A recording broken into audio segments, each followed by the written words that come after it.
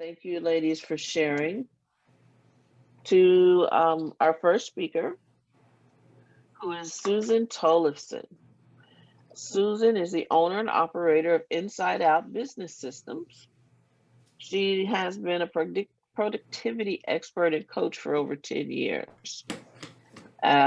She specializes in identifying inefficiencies in your business that are costing you time, money, and holding back from realizing your full potential. We all kind of got some of that going.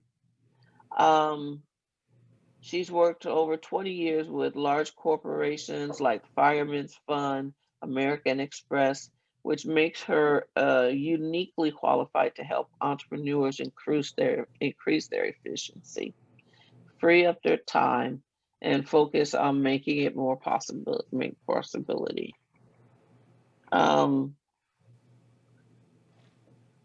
So Susan, did you share your file? Yeah, I just downloaded it. Okay, great. You see that? Yeah. So keep an eye out because there will be things that will be able to be downloaded. I will be putting them on the page as well. So if you all depending on your system, if you can't get it out of the chat, then I will be downloading them into the group along with the presentations. Okay. Everything I do this year is going to pretty much be downloadable so that you can get it, especially the people that are in the group. All right. Thank you, Susan. Take it away. I was asking you a question. Did that group already start? The collaborative, yeah. We've got our first meeting coming up. So okay. I'm going to put all of that in the chat. Yes, it just started. Great. Yeah, so today I wanted to do an interactive exercise with everyone. So one of the things I do is help people set their goals. And what I found over the years in working with people is that the most important goals business owners should focus on first is setting sales goals. And sometimes those can be overlooked, I think. People that aren't used to setting goals, you get very anxious when you think about setting goals. I know a lot of people that do, because they maybe have tried it in the past and it hasn't worked out so well. They've started to, they didn't hit their mark and got discouraged. I see that one a lot.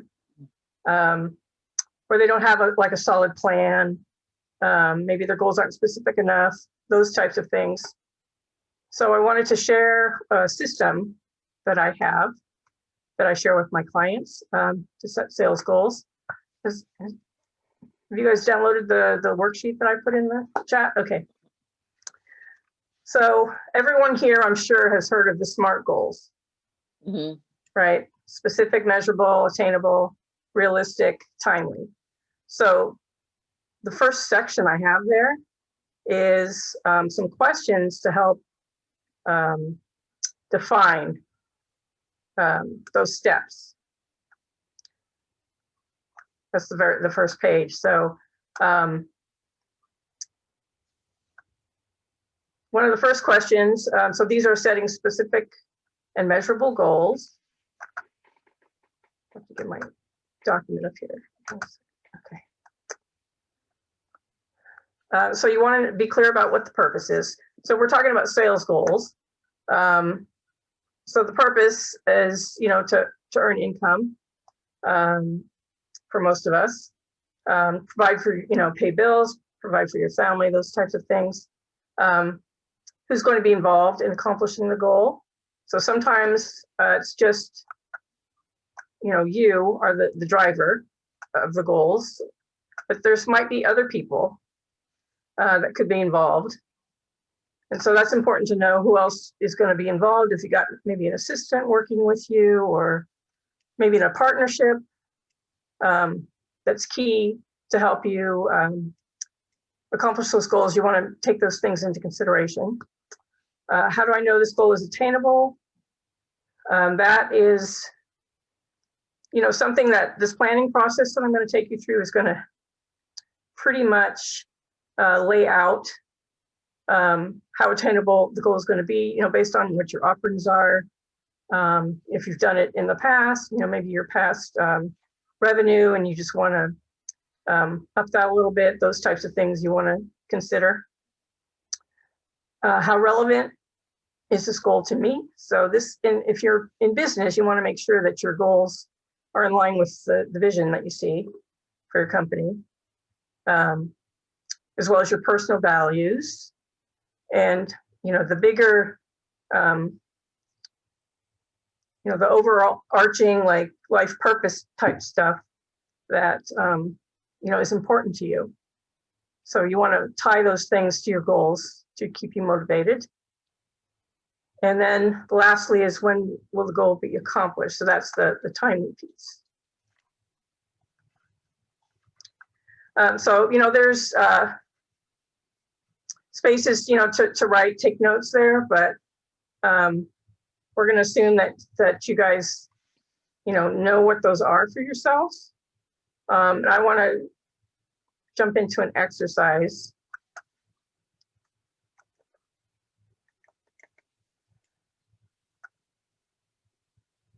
Okay.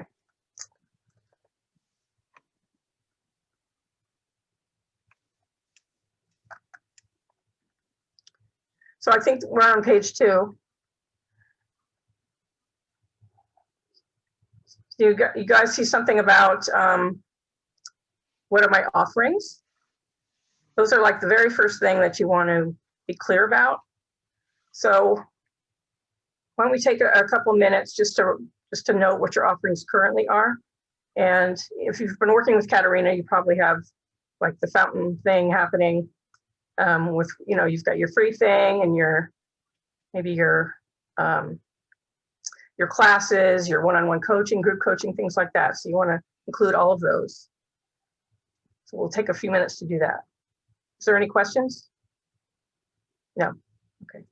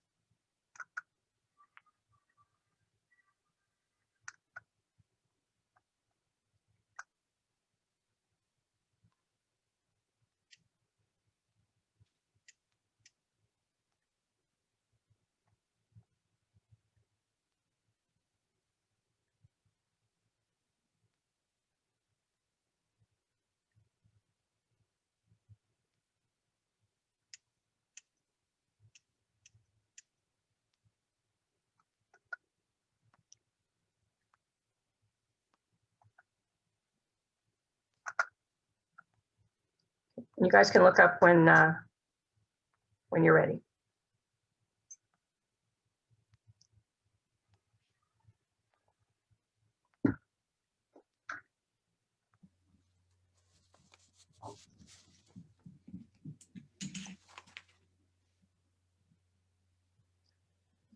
So how many of you have already kind of done this exercise already? No, yeah, Kelly, that doesn't surprise me. How much of a certain package you want to sell, those types of things. So that's something that sometimes gets missed. I've worked with people in the past that, they tell me what their sales goals are, and we kind of, go through this exercise, and then they find out that they need to sell like 20 of something to reach their goals. So you have to do this exercise first and kind of back into it to make sure that, you've got enough offerings to meet your sales goals. So if you start there, then you can make adjustments first and make those things in place before, before you move forward with the rest of the stuff. Okay, so can I take a couple of shares here that I want to, Tanya, can I ask you what your offerings are? I kind of went through them earlier. One of the offerings is the speaker partnerships. I've planned 5 for this year. One is just going to be solely a entrepreneurial give back, you might say. I'm going to do like a fundraiser for a nonprofit, and that's going to be called Let's Talk Mental Health. We're going to do that in May.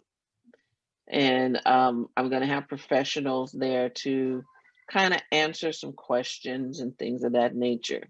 The audience makeup, that's something that this is all something new I'm trying. The audience makeup is going to be that of minorities who have a tendency to don't think they need these services. Or like some people say, girl, we don't do that. Black people don't do that. And they're quick to say it. We don't go see a therapist. We talk to God because he can fix everything. Right. Which is okay. It's just that he gave these other people all this training and resources, and we should be taking care of that. So I've got the plans for the one revenue stream for the speaker partnerships, the other revenue stream for the Legendary Events Alliance, and then the third one for the speaker training. Oh, great. And can I say something? I got a question. Yes. Setting goals, sales goals for me has always been difficult. It how do I put it? It scares me almost like a New Year's resolution. Yeah, I know exactly what you're talking about. I don't know if anybody else feels like that, but to me sometimes it's like, oh, I'm gonna go on a diet and it's 10 days in. I'm 10 days in and I'm not doing this anymore. Yeah, no, I get it. A lot of people get, very anxious, like I said in the beginning. So when you are afraid of that, is it experiences in the past that have shaped that? It's failure of goals, I think, that have shaped that. Yeah. And so I guess it is experiences in the past of not meeting them. Do you know what I mean? Yes, I know. It's discouraging, because you start out, especially at the beginning of the year, you start out with high hopes and I have this new thing and that new thing and it's exciting. And, then things don't, turn out the way that you hope they would. It's very discouraging. Yeah, 2020 was one of those. Look at your numbers. Yeah, and 2020 was that year. I mean, we had all these great ideas, and then March 16th came, and we had to throw everything out the window. I know. So to do a live event is going to take a lot this year, but I'm going to do one in October, and I think it's the safest time to do it. We all know it's a money month, but I gotta do it. It was just like getting on the cruise with Katerina. If I didn't go because I was afraid of getting sick on the boat or, with chemo and all that stuff, I felt like if I didn't do it, I'd never do it. Right. Yeah, so I mean, I totally relate to what you're saying. The disappointment. So, I want to say that. Did you brush your teeth? Yeah. Good. Sorry. That's okay. I want to say that, a lot of people feel that way. And if you think of it, as a measurement, to kind of measure how you're doing and make adjustments along the way, it makes it a little easier, but it's better than not knowing. Because then, you're at the, end of the year or whatever. And, you shouldn't, as Kelly probably knows, you shouldn't wait that long to look at your look at your numbers. But this also, you know, this planning ahead, it informs what strategies I'm going to use. So it like gives you the information you need to, you know, set up some kind of regular, you know, system. Like, you know, we're all involved in Katerina's stuff, you know, so we have the, at least I do have a goal for 2 times a month speaking, and, you know, so many webinars to invite people to. And then, you know, so I've got like the amount of people I want to talk to. So that kind of brings up another point, like to know what your sales conversions numbers are. Like how many people do I need to talk to on average to, you know, get them to the next class or workshop or whatever it is. So having that number is really helpful. So, you know, I'm a systems and tracking person, so it doesn't really intimidate me, but it can get, you know, if you haven't done it before, you know, it's understandably a new thing, and it can be, you know, intimidating. You guys know what I'm talking about, right? Does anybody else want to share what any of their offerings are? No? Sure. Okay. I can share if you'd like. Yes, About please. you. Okay, Okay. so I'm planning on doing a series of 3 different webinars next, or there are going to be 3 different offerings, main offerings next year. One of them is a goal setting offering. One of them is You Earned It, Now Keep It, which is all about learning how to use your operations and your finances to run your business, but in a, you know, non-threatening sort of way. And I think Susan knows all about this one too. So that's You Earned It, Now Keep It. And then I do need to come up with my 3rd offering still. I have a few thoughts, but I haven't nailed anything down. And then I'll repeat those each quarter.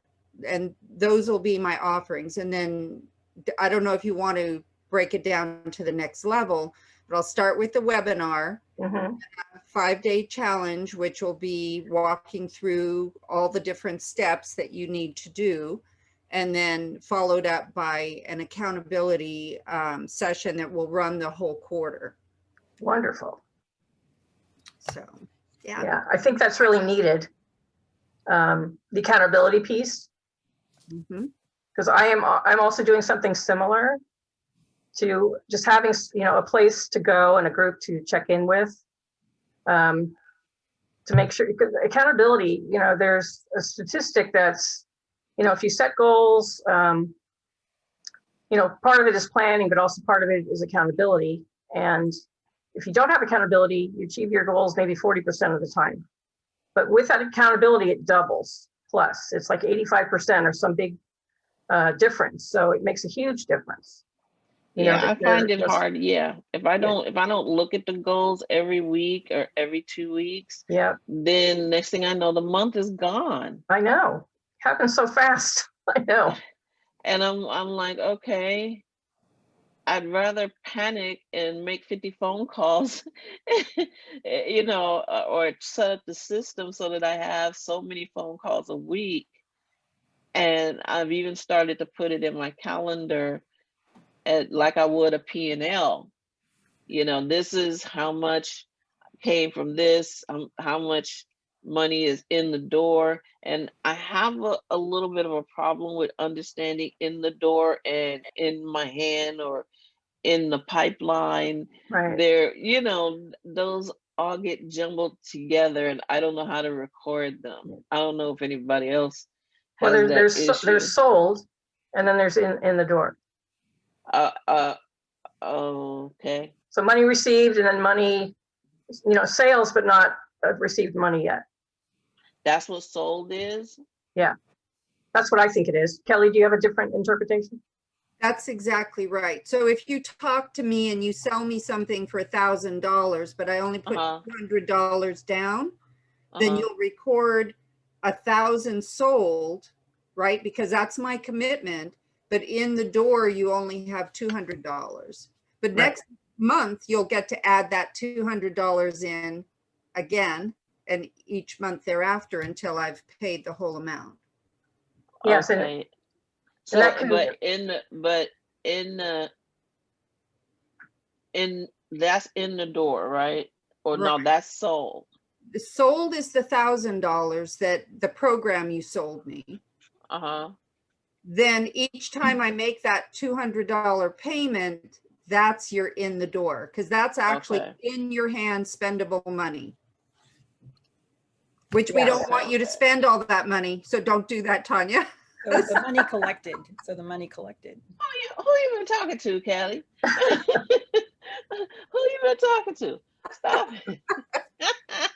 I know that.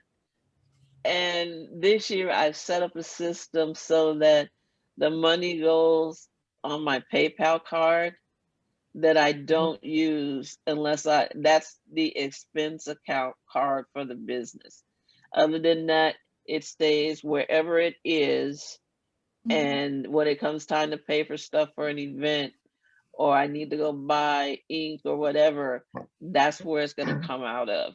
Because I was commingling funds, and it got to be a little messy. challenge.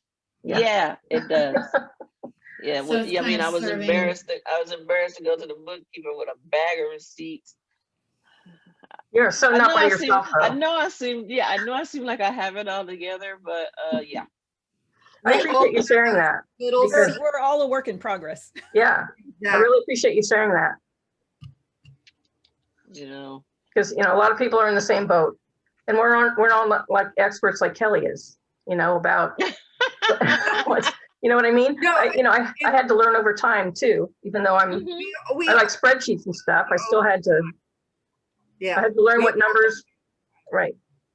And I'll say I was lucky because my parents did financial education for me while I was growing up, but that was all personal. And then you have to apply some of those things and learn more as you're working in the business world, or as you go to school, or, if you go to school for that one topic. But it's not something where financial literacy is part of the curriculum that we have. I mean, this is, and I think financial literacy should be a requirement Absolutely. to graduate high school. Absolutely. I am so because parents can't teach you what they don't know, Yeah, and they can't teach you when they're secret keepers. so true. exactly. They bought a new car, and it would have been nice to know what a car payment was like back then. Yeah. It just would have been nice to know, or what a house payment was, and this is how you save for that. Yeah, And this in keeping money is putting it away, but it's not having to go to your dad and ask for money because he wants to hold all the money. It was like a control thing. Mhm. Right. So it really, I think I was talking to Susan Sloss about this. It really changed who I was. Hmm. I do also want to say that for women, except for the sugar jar money, that learning and knowing about money is something that has only been prevalent since between the late 1960s and the 1970s. Not Mhm. saying that women didn't possibly control the household budget, because that happened, but you couldn't get a credit card in your own name. Right. I remember that a lot. Yeah. Remember when all those women were getting divorced? Couldn't get a I loan. remember couldn't those get women were anything. getting divorced and didn't have no credit. Right. They had, no job experience. Yeah, that must have been nuts. Yeah.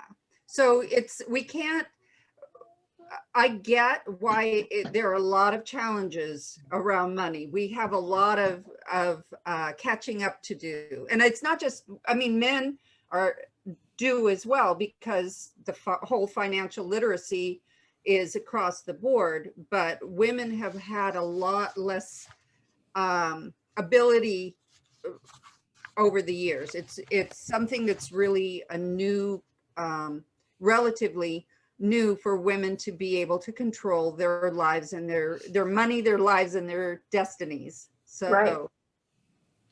Yeah, thank you for that. Susan Slosh, did you want to say something? I was going to Yeah. share my offerings. Oh, good. Okay. One-to-one coaching. And this year I'm starting my 6-month program for the first time. And I'm going to do that as many times as I can, like stagger Yeah. it. So I'm keeping small groups. Right. And I have a shorter money breakthrough program that I'm moving to mostly an online offering so people can get the first piece of what they need and then move into the 6-month program. And if they join that 6-month program, I'll give them the short program as part of that.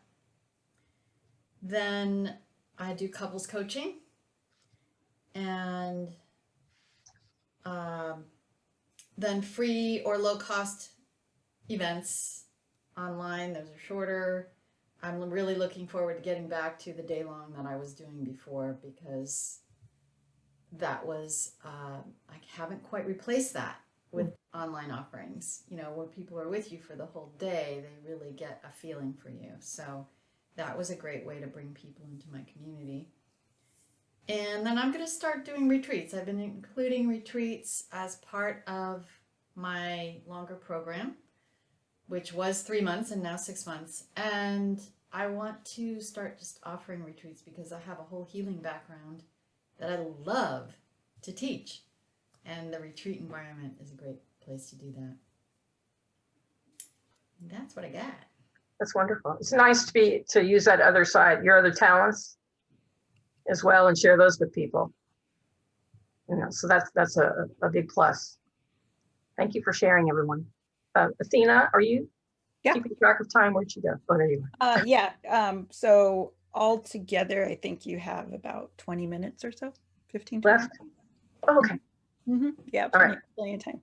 So I have, so I was going to share just some of mine. So that's why with the technology and the product launch are my two focuses, because I have these different areas of offerings, but it's the process of streamlining that, like making sure that you have that distinctive lead magnet that leads to something else where I'm not in that mix until a certain point. Yeah. So it's defining that more and then being able to do that. So there is that lead magnet area that can go into courses that I've recorded, but I'm not personally delivering that. So some of those, and then I'm defining or putting those together. Then I have individual coaching that I've been doing, more one-on-one or for a specific business. And group coaching is what I'm putting together because I'm finding that with the commonality that I'm finding in the people that I'm working with individually, I think they could really benefit from being part of a group. So it's something that's organically grown from, you know, what I've been doing, and noticing that commonality and where coming together is going to be very beneficial. Also, like I'm doing with Tanya, so I have collaborations that I've done. So there's different event planners for specific events. So I collaborate with them in some way, either with courses or events. So I have the collaborative aspect, affiliate relationships. So if there's things I've researched and I honestly can recommend a particular product, if it matches with the business that I'm working with, and I can do that recommendation and then set up that affiliate relationship where I'm able to, you know, either be paid monthly from their involvement or one time, whatever that may be. So any type of affiliate relationship. And I give non-affiliated, you know, recommendations as well. And then also speaking and training. So being paid to put together like video trainings for an organization or a small group, or actually having them, like last year I had a few of them where they're paying me to travel to do an event, to do a training for their individuals. So doing more of that. So that's where streamlining that system of building that funnel So then I have the lead magnet, the course a person goes through. So I know that they've received a certain amount. So then by the time they get to me individually, I know that they have a high interest, you know, that conversion is going to be higher, but I know that they've received the value, you know, already from me. So that's where that's what it is, but refining that more. Yeah, I like that. I like that. I like that term, lead magnet. I like that. Mm-hmm. I'm gonna start trying to use that, because I think I'm doing it. Do you know what I'm Yeah. saying? I Mm-hmm. think I'm doing it. And I know one of the fastest ways is speaking. It's just not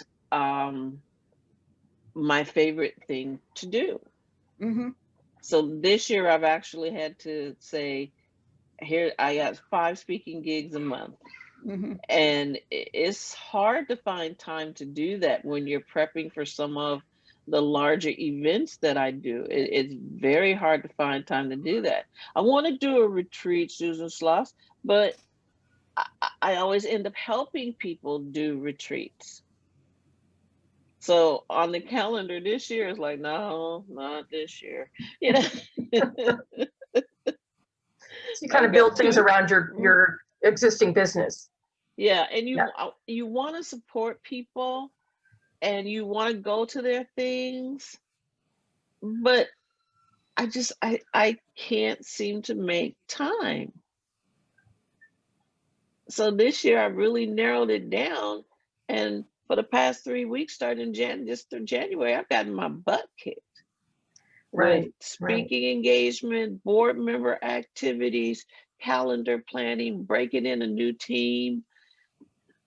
I'm exhausted, and it's Yeah. only 2 weeks, only a week into the year. And that's Yeah. and that's what I learned last year, or it was clearer for me.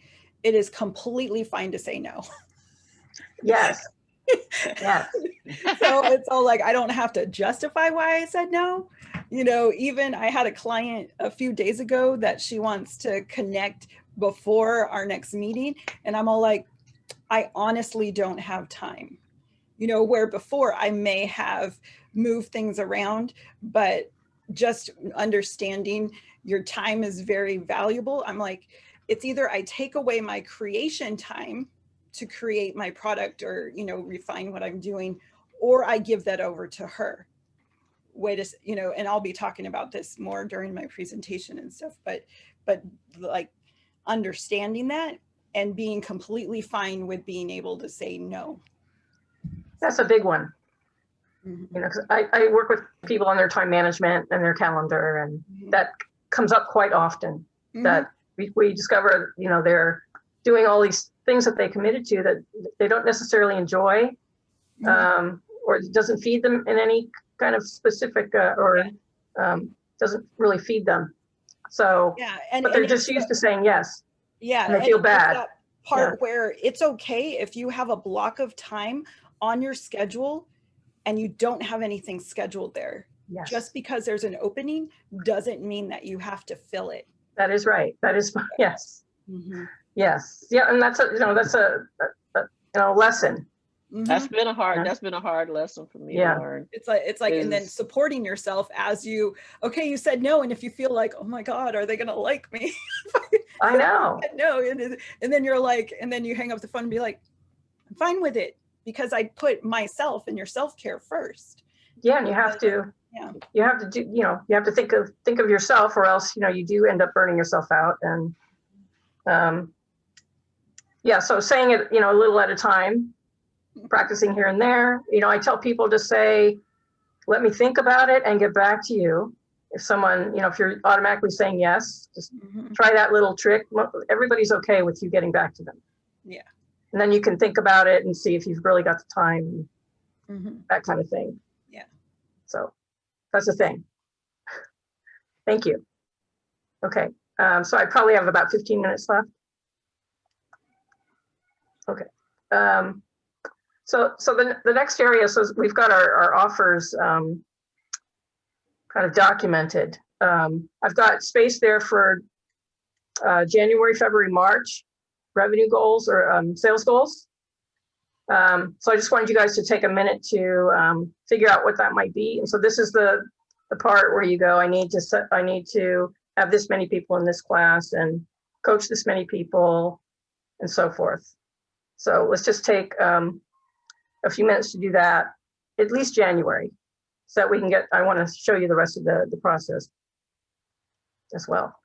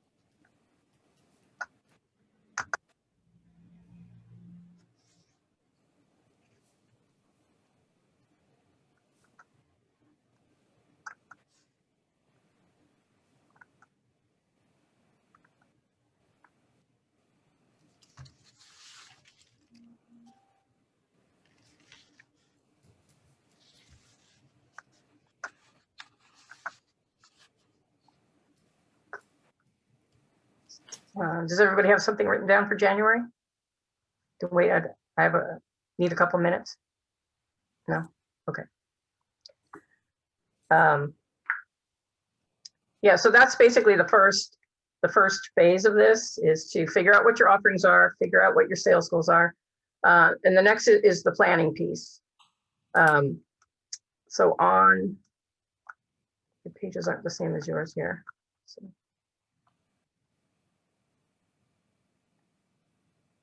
So I think on page 3, there's the 5 steps to creating a plan. So I want to quickly go over those. And, my goal for today was to help you figure out, at least one strategy and a few action items. And then I know Tanya was going to talk about goals and calendaring. And so I thought it was going to fit in nicely with this exercise. So the first one is strategies. So strategies are something that can kind of get overlooked because people jump straight to the action items. So strategies, there's a ton of different things you can do, as we all know, in marketing, and they are at various price points, and they take a certain amount of time. So you want to take the time to actually figure out what strategy you want to use to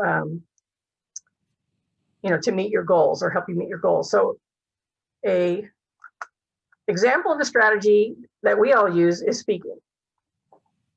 And that drives, that drives the actions that you take. So you've got goals around how many times a month you want to speak. And then you've got how many people you want to talk to, and the rest of the action items associated with that. So inviting people, calling people, however you get people to fill your classes. Those are those would be the main actions that you would take. So the action items stem from the strategies. Is that clear to everybody? So speaking was the strategy that you named? Yes, that is an example of the strategy. Another strategy could be networking. So I belong to like BNI and a few other networking groups, that require, setting up meetings with people and getting to know more about their business. Those are some of the actions that I take when I'm at networking groups, build those relationships. So BNI's got like a structure already set up for, a certain amount of, they call them one-to-ones, a certain amount of those. And, referral marketing also for me ties in with networking. So that's a whole nother strategy. So I know this can get kind of a little overwhelming, but so this is why I just want to stick with one for right now.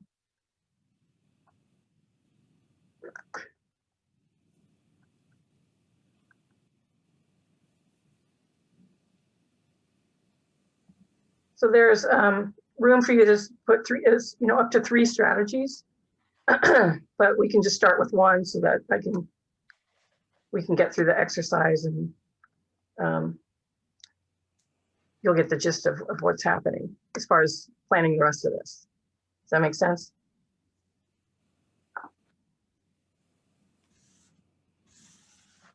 Sure.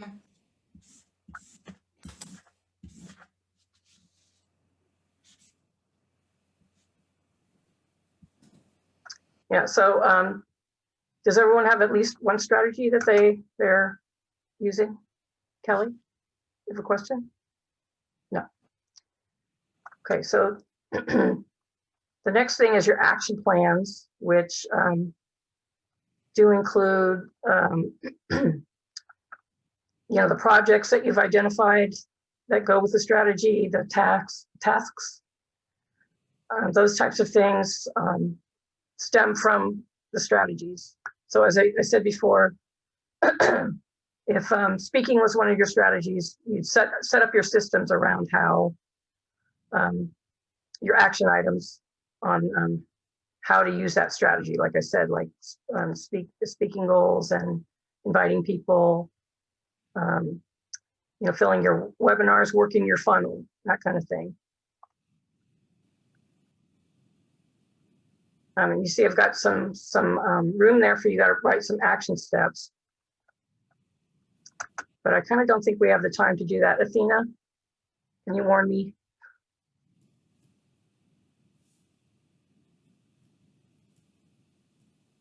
No, I can't hear you.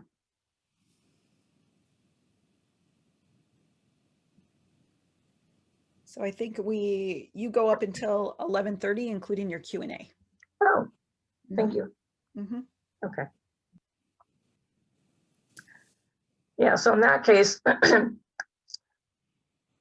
so I know, you guys already got some of the stuff figured out as far as, what actions you're taking on a consistent basis towards, whatever strategy that you're using. So I just want to give you a sense of how this filters down as far as, the strategies. From that comes the action items. From that comes like due dates and putting things on your calendar. Like I hope Tanya's going to be showing us in a little bit. The rest of the, I think resources are an important part that people need to identify. How much time do I need for this? How much money do I need? I can't tell you how many people I talk to that don't really have a budget for marketing or for, to execute things. So if you take the time to plan the stuff up front, then you know how much money you need for a particular thing that you want to do. You'd be surprised how many people want help doing an event. And when I say, what's your budget? Mm-hmm. I don't know. They go, Yeah. Then they start pulling numbers out of the air, or they say, the first thing they say is, well, I don't have any money. Mm-hmm. And that's not true. You've got to make the money to have the event. And you always do an estimation of what you think things are going to cost.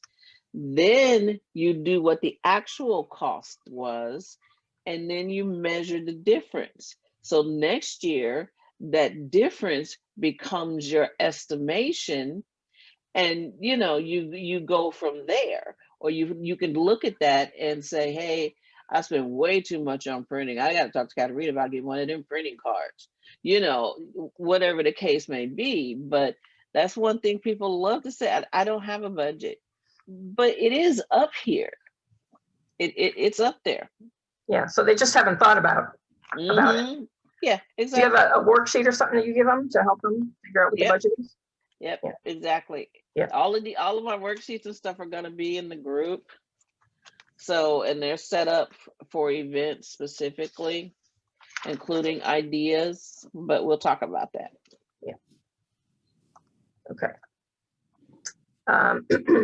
So if everybody's identified a strategy, there's the next section down is a place to write some action items.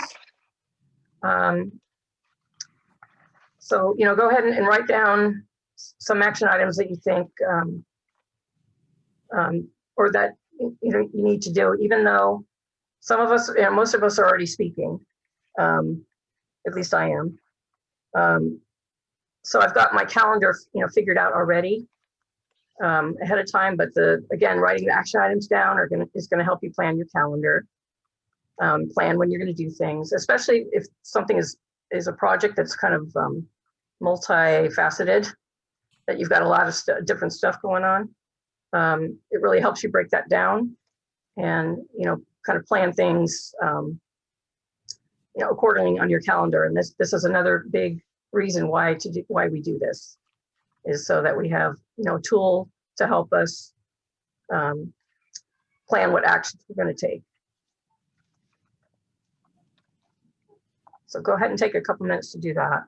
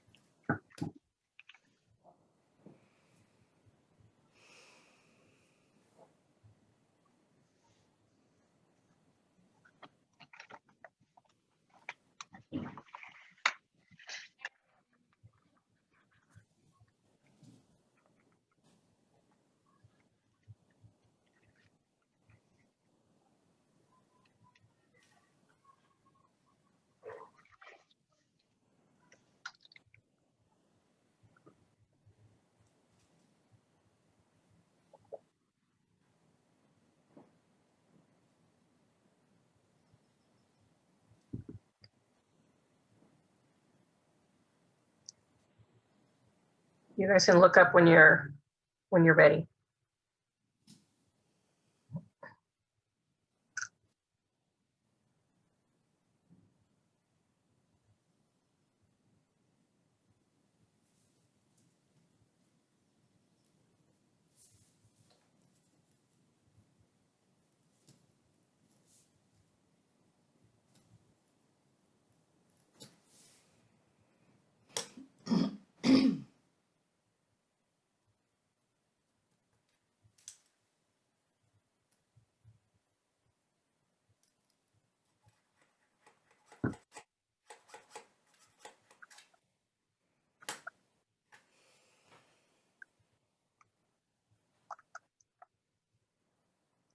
Just give you like 30 more seconds to wrap it up.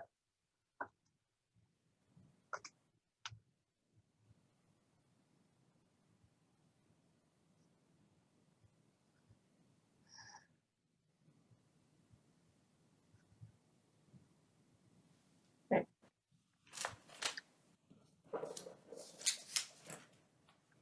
Yeah, so we're doing this exercise together today, but I would recommend you know, a couple of hours, at least a week, to set aside blocks of time to do this kind of stuff. Put it in your calendar ahead of time.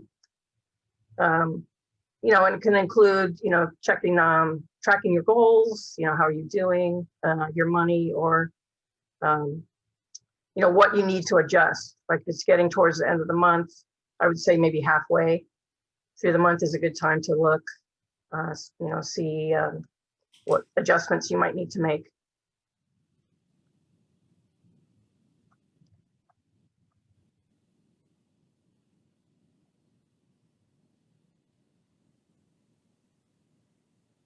Okay, so you pretty much got a clear idea of some actions you're going to take. Great. So I'm going to wrap this up here. I just want to tell you a couple more things. Let's see, I think this is on page 4. Well, actually, at the end of the list of 10, there's identify resources. So resources are people, time, and money.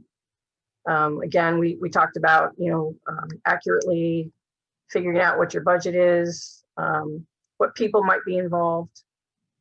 So taking those things into consideration is a good idea. Then I've got this goal planning worksheet here that kind of incorporates everything that we just talked about. So it's got your goal there at the top, the due date. In this instance, your goal would be January revenue, and the due date, is the end of January. Then there's room for your strategies, what resources you might need, your action plans, and your due date. So that's kind of just puts everything into one place. Is there any questions about that? Just, you said revenue, but the question was sales. Oh, sorry. And so Sales. which are we talking about? Sales? Yeah. Yeah. Yes.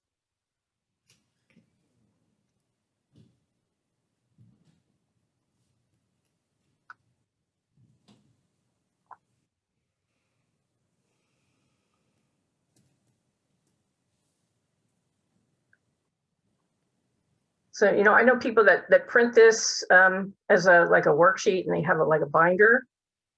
There's also people that keep it electronically, or have some, just some form of it. You don't have to use this, but it's just like a resource to put everything in one place. The other thing I wanted to mention is tracking.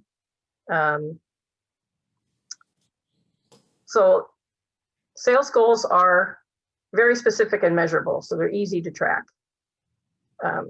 So some people just put like a note in their calendar. Some people, like Tanya, I think she said she writes down maybe every week your sales and in the door. So some people do that. I'm in the habit of checking mine every week.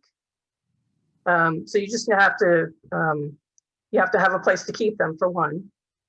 And I keep that along with my conversion spreadsheet that we talked about. So I look at that, and then I'm always seeing how many people I talk to, and because it's it's not going to be consistent all the time.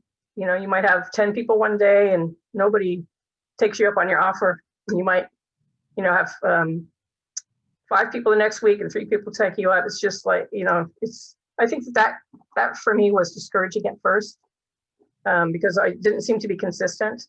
But I think over time is what helped me realize that, oh, there is a pattern here, and this is very helpful information. So you have to do it for a while for it to be valuable. And the other thing we already mentioned was accountability. I mentioned some statistics there that, if you are consistently accountable, you're way more likely to achieve your goals than if you don't have any accountability. So there's some people have accountability partners, where they check in once a week and talk about, what they did and maybe problems that they're having with regard to, what their goals were. So there's just a couple things to consider. If you're working with accountability partner, is that you want them to have the same level of commitment that you do. So you want your goals to be as important to them as they are to you. So you have that level of commitment that you show up at a certain time every week, and you go through these items every week, so that you're keeping each other accountable. And so if one person is might be late all the time, or those types of things are a big consideration for maybe triggering some kind of conversation, about expectations. I would set those up front. Another thing is trust. I think you have, some of the stuff is very personal. In my case, I think it is. So you have to have trust in the person to be able to have open, honest conversations with them. To make sure that you're both getting the most out of the relationship. You also have to be objective to call people on stuff. If they're like not getting a certain thing done week after week after week, you want to maybe say, oh, what's up with that? Or, you said you would want to do this, what's in your way, kind of that kind of conversation.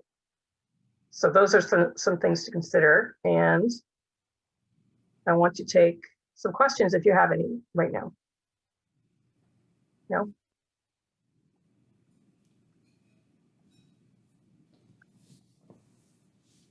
Okay, then I do have a free. I have a question really fast. I couldn't get to my unmute in time.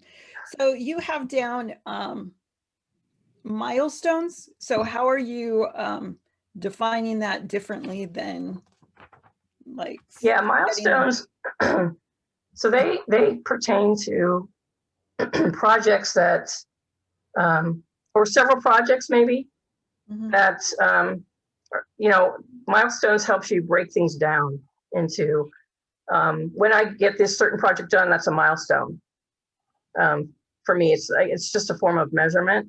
And so sometimes, in my case right now, that's more like a corporate thing, where I used it a lot in my corporate life.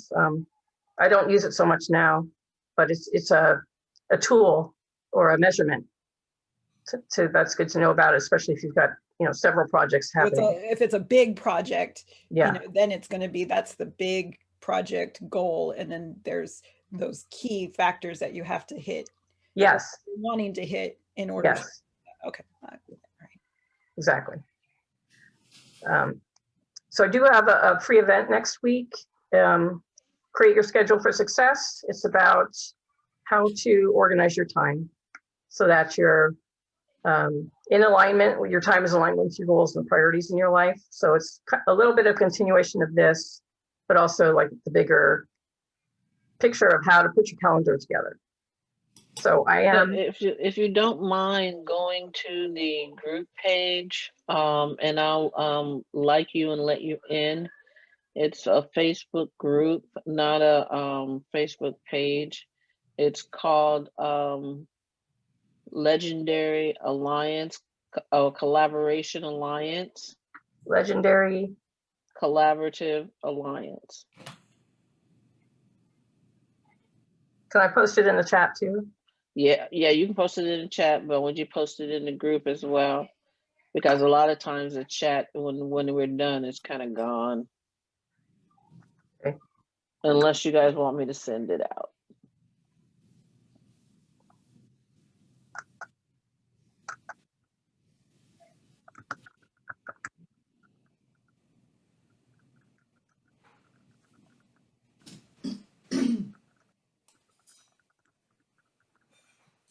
So Susan, when are you having that? Is that daytime, online? Is it recorded? Like what's the? I am going to record it. It's next Wednesday from 12 to 1. It's like an introductory to calendar management type class.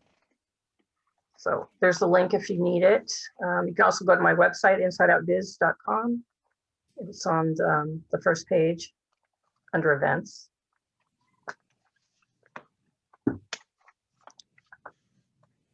And I forgot to show my slide, but that's okay. Yes, it is. That's good timing. It's 11:29. Making progress as a speaker, getting better and better. Yay. That was So my big success last year, was that I did a lot of things, even though I was afraid of a lot of them. I just did them anyway. And so I did get better. But it's not my favorite thing to do yet. Yeah. As a speaker, when I started getting up and, well, officially as my business starting getting up in front of things, I'm like, I'm purposely going to make this first one the worst one that I've ever done.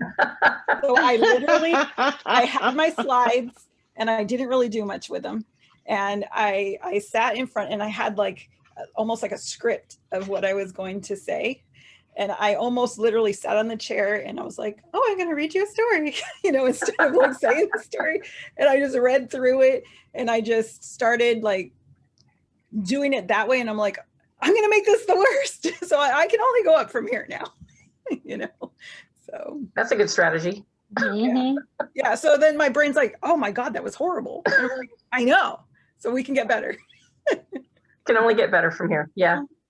That's a good thing to keep in mind. Psych yourself out.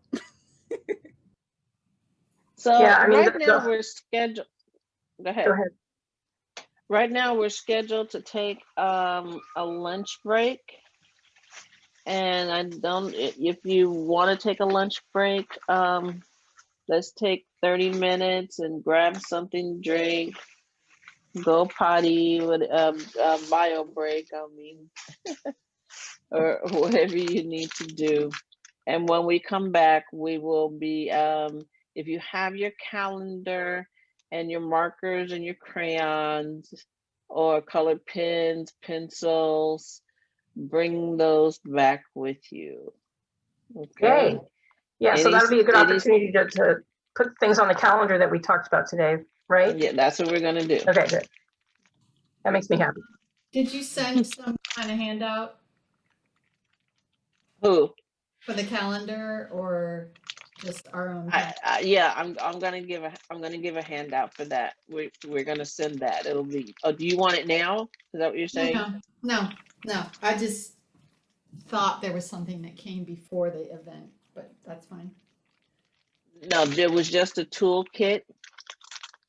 And what happened was I had a whole bunch of things that I was going to send you guys, a booklet and a whole bunch of things. And you were supposed to get the glasses and all of that, but people didn't register until this week, which gave me no time to get it to them. Yeah, mail. I didn't know what the mail from Seattle to California would be like.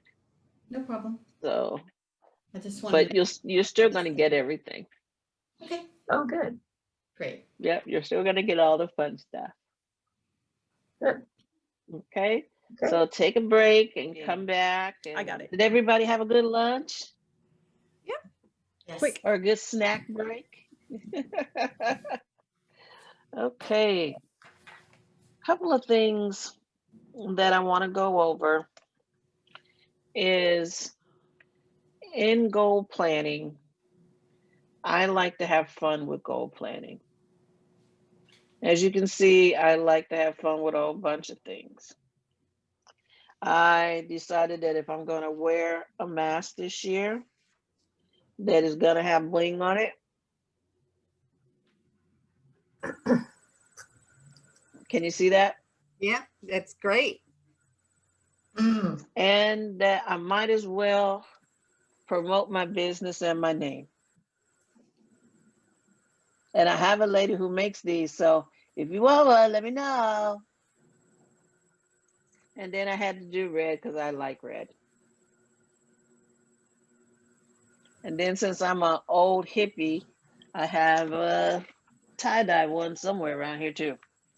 But how many creative idea syndrome people do I have? You know you have creative ideas. They come to you at all times of the day, especially at night when you're supposed to be asleep or right before you go to sleep. Raise your hands. Come on. Oh yeah. I know I got some of those, okay? And that's okay because you're not alone. But then there's another side to it. Everybody's borrowed my word, creative idea syndrome. I never heard anybody use it until I used it. However, another one is called analysis paralysis. That's where you analyze it and then you run over the idea again, and then you'll think about it a little more. And before you know it, it's been 3 months, you have nothing planned, and you've pretty much talked yourself out of it, or I can't do it now, I don't have enough time. I do that sometimes, not as not as often anymore. But I that's where the accountability group comes in, the collaborative group comes in. They kind of keep me out of that, out of my own head. You know what I mean? Because we can get pretty deep in our heads. We can talk ourselves out of anything. I don't know enough. What's one of the excuses you came up with, Susan Sloss? I can't think right now. I don't know.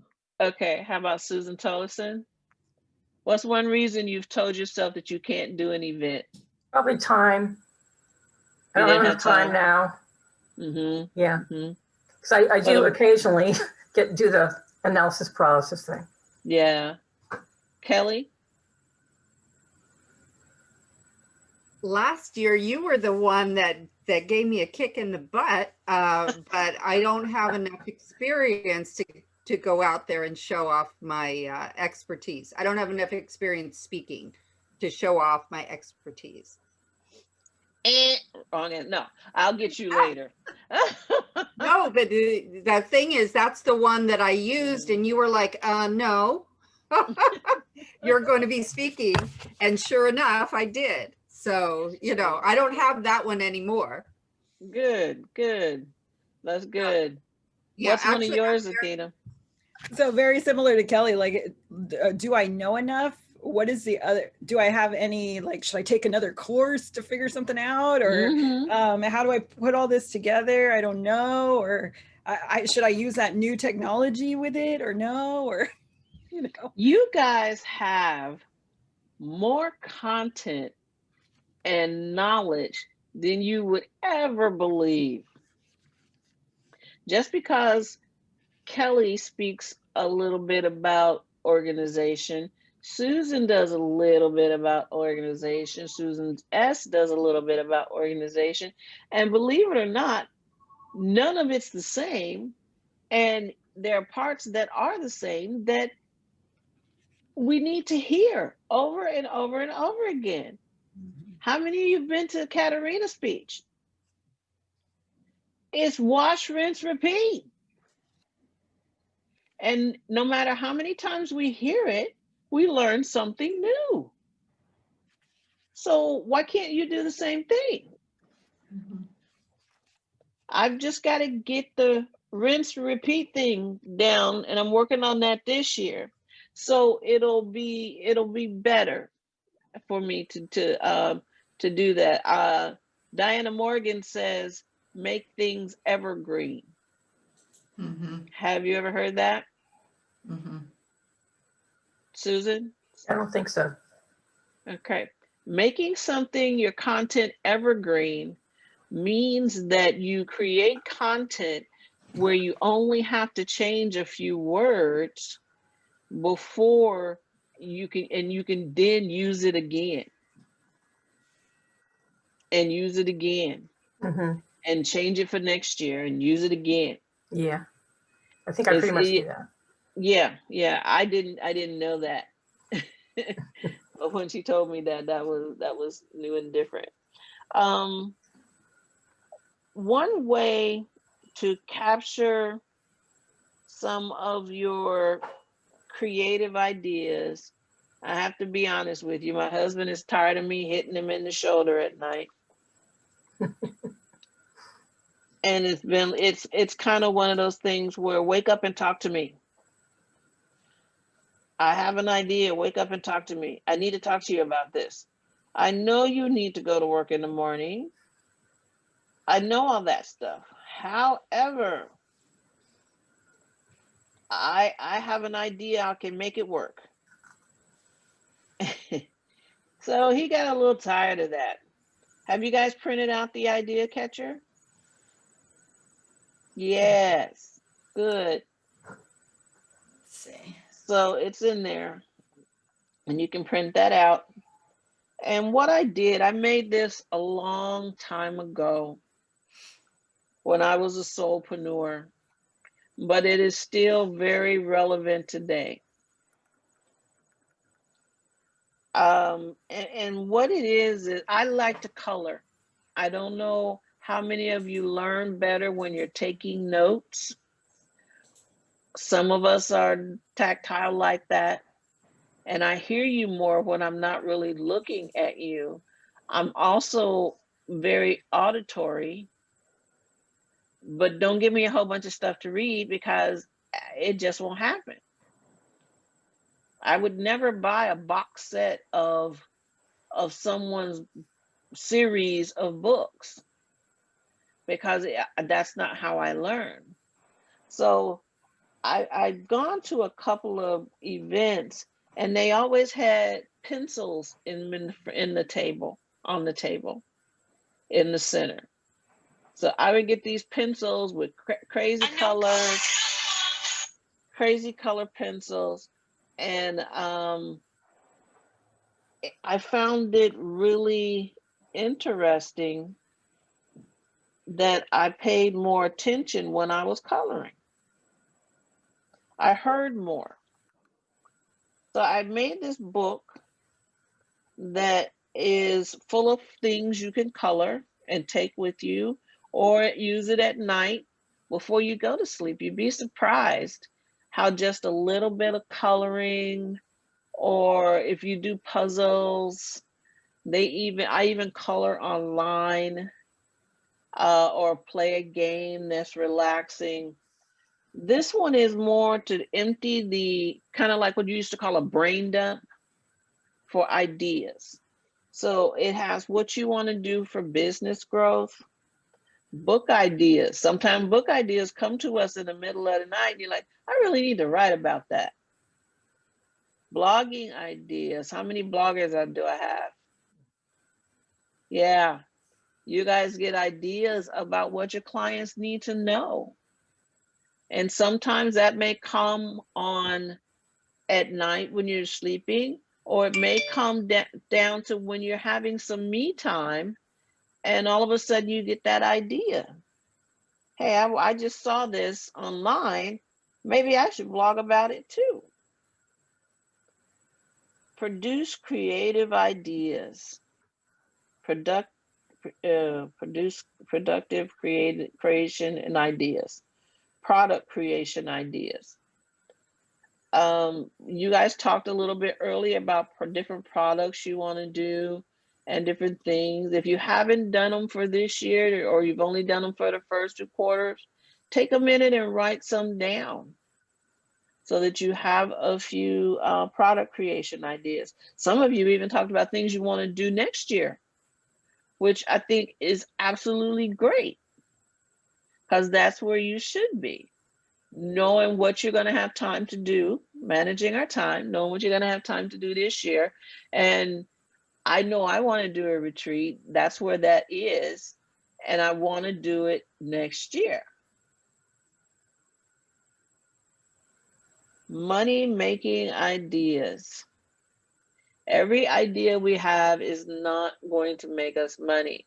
Some of it is to feed the bottom bowl, to keep people in the bottom bowl. How many of you well, all of you have spoken at my events. Where do you think I make my revenue?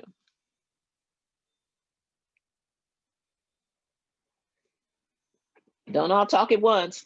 Planning, Huh? helping people plan. Okay. Susan, where do you think I make my money? Sorry, my printer's going. Well, I know you make something from the speakers for those events. Yeah. Okay.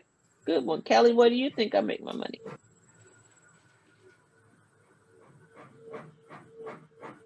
Yeah, yeah. I seem to be the mute button has mastered me. That's me too. Don't feel bad. I think that you do it in registration fees and in the fees you charge the speakers. Okay. I make it from the fees that I charge the speakers. However, the fees that I charge the speakers, I only make a quarter of that. Did you know that? I guess that. I only make a quarter of that because where does the rest of it go? Your Expense expenses? and taxes. It goes basically to the team. It goes to the team. You get a lot of stuff in that package. And I can't do it all. So the graphic designer has to be paid every time something is misspelled, misprinted, they want to change the picture, that's $45 an hour. Every time somebody wants to, every time, I mean, for the putting your stuff on the Facebook page and putting stuff on the website, interviewing you, all of those things cost money. Every time Athena has to assist or record, when she records your presentation, how many hours does it take to do a whole day event, Athena? And then editing. And editing, Prep work. exactly. And yeah, lots. About how much time? Oh, for an event like this or for some of your others? Some of the others, the bigger ones. Oh God. Like if the day is 6 hours, you have to at least double or triple that time. So Because we have to meet with all the speakers, do the sound checks, do the trainings, the follow-up from the event, the editing, the rendering, the uploading. Yeah. So I'd at least double it. so if you're paying me $600, I make $150. The rest of it is for the team. The money that people pay to get in is a non-starter. That means it does not count at all. Because how many free tickets do I give away? Anybody notice that? Mm-hmm. How many saw 5 and then said, hey, Tanya, I need 5 more. And what did I say? Sure, you can have 5 more. Because the goal is to fill the audience so you have people there to talk to, so that you want to do it again, so that you can sell your product. I do this because I enjoy it, because it stimulates all of that creative idea. It helps me help you, but it is not a revenue generator. Not on a large scale, but anyway. It will eventually get to be, as I train and develop the team, and Athena and I run through different software packages, so don't be afraid to start off with a creative idea that may not be something that makes money instantly. You're going to have to develop it. So don't forget that some of your goals in this book are training and self-growth. Okay. Take time to learn something. We all should be investing in ourselves in some way, shape, or form towards our business. Social media ideas. You could have an idea to do a Facebook Live, or really want to know what Instagram is about. So the other day I reached out to Italina and said, hey, I have a social media person, but I don't understand the Instagram and how I can use it to draw clients. And I understand LinkedIn. I just don't have time to do LinkedIn. I like it. All I have time to do it with Diana Morgan is to have her post something on there. But now I got to find time to engage people on there. And Italina is got her nose to the grindstone and she only focuses on those two things, and she has a do it for you service. And so I'd rather do that and develop and look at my numbers on my events and see how I can squeeze some profit out of that. Mhm. The team has grown. From last year there were 3 of us. This year so far there are 10 of us, because the quality of the product is got to be better. It's got to, you know, continue to grow. So social media ideas, don't be afraid to ask somebody. You know, Diana Morgan has been exponentially helpful, but I also know she's not a millennial. And you know, a millennial, they can get these things real quick, and they can get it what takes me 2 hours, they can do in 5 minutes. So, and I don't have to feel stupid for not knowing it. Networking ideas. I don't know how many of you know that I'm a social introvert. Do you know what that means? Mhm.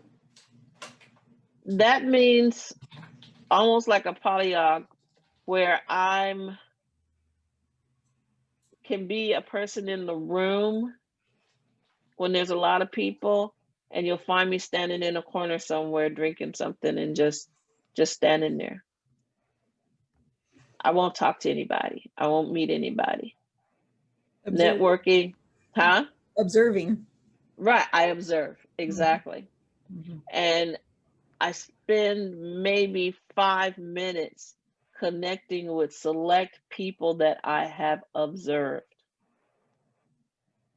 I used to wear a name tag that said, don't worry, I can't remember my name either. And so people would walk up to me and just start a conversation, which was easier that way. So I come up with these little ideas to pull me out of a place. So when I go networking, it's a lot easier for me. So have some networking ideas and look at the groups you belong to right now for this year. How much income are they generating for you? And are you in a group of all direct sellers who don't have anything in common with you? But it's a nice social group. It's nice to get out there. I love it. I love all the ladies that sell jewelry and things like that. I love it. However, those are not your people. You are business strategists, and those are not your people. Self-care ideas, and you should also, you guys all mentioned self-care ideas today that we're all unanimous on getting healthy next year. I mean this year. Sorry, this year. And prospective clients. I suggest you make several copies of the prospective clients sheet and put it in a book. And that way, unless you're using a CRM, you have a list of people that you're writing down that, you know, who you want to reach out to. Okay? Because again, sometimes it comes to you when you're not in the group, you're not in a place. And I don't know about you, but I am so over the business card. I just don't, I'm over it. Unless I have a scanner and I'm using Milanote and it uploads it for me from my phone, which is, you know, a great Evernote, and those kind of things are great for that. Because they upload it, they put all of the information, contact information in there, and you can use it. Athena's going to go over some of those type of things that will help you.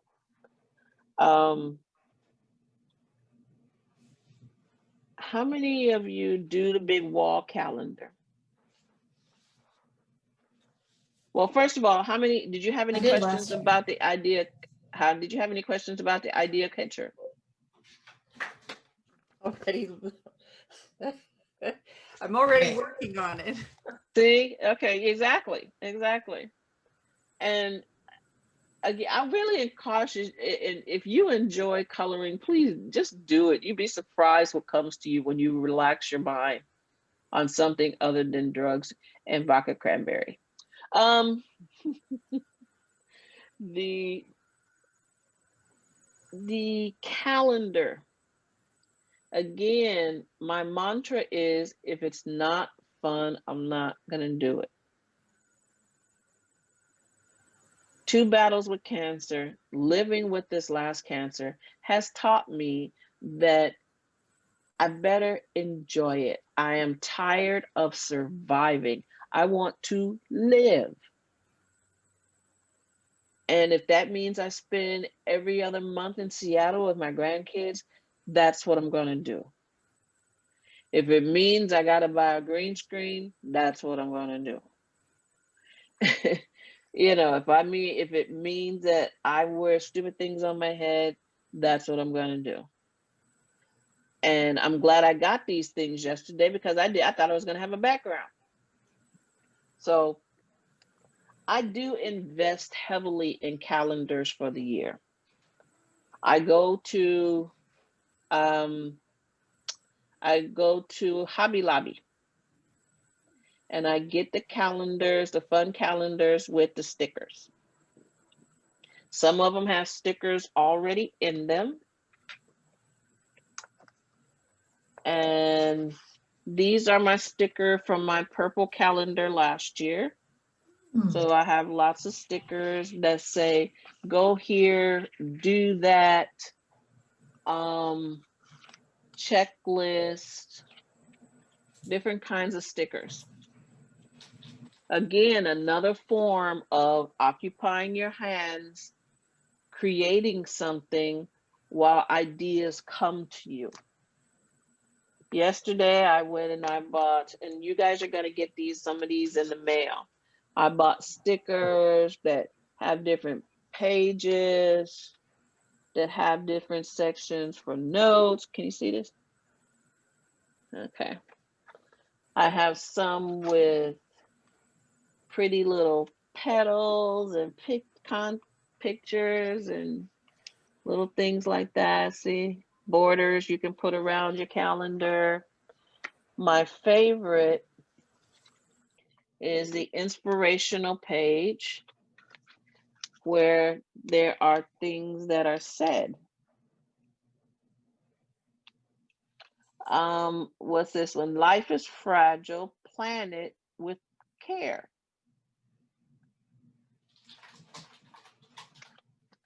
Another one on here says, it's kind of fun to do the impossible.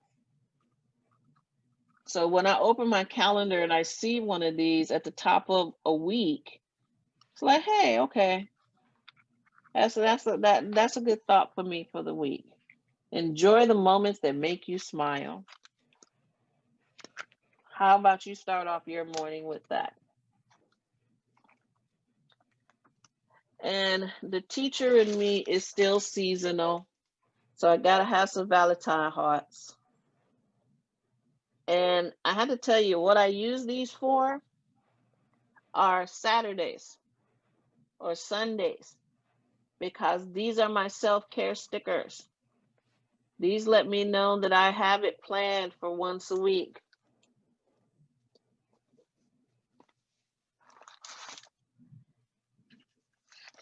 And then these are just because I thought they were my colors. You know, just spending the time walking around the store looking at little different things. I might not use these this year, but I might use them later on next year. You never know. And then I have some smiley face stickers. Someone who started me using the smiley face stickers is Jennifer Darling. And the reason she had started us using the smiley face stickers, this is the calendar for the year, this year. It's called the Women Christian CEO. My coach Shea Chazinga, who referred me initially to Katarina, because Katarina had been her coach, she creates these and then she sells them. See all good things. And the front of it, the first page, is the actual goals for the month.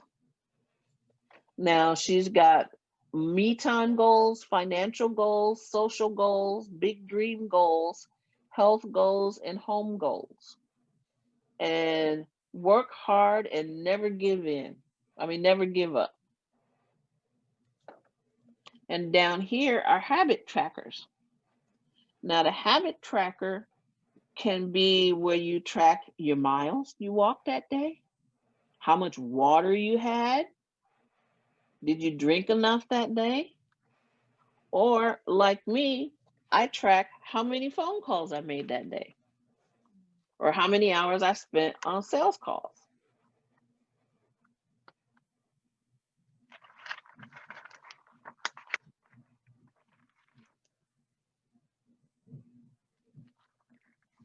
I do them 1 to 2 months at a time. This is February.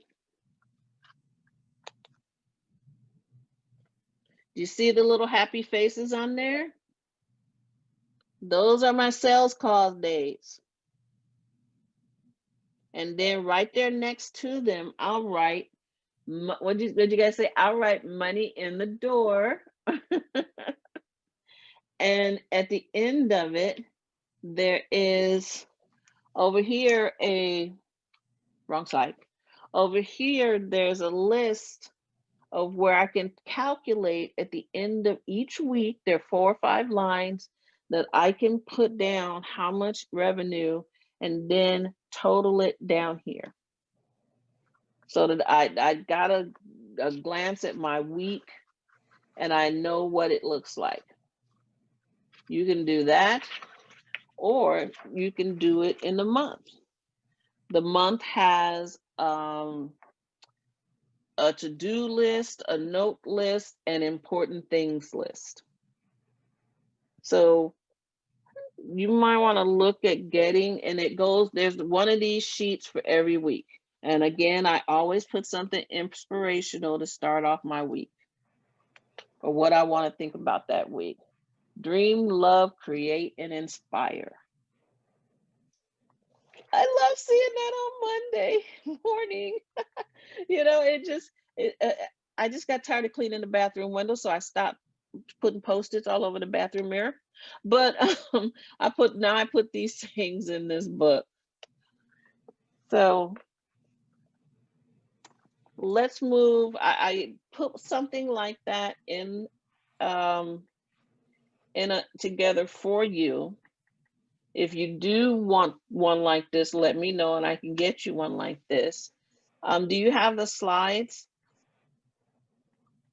Yeah, I'll go ahead and bring up the ones that start with month of January.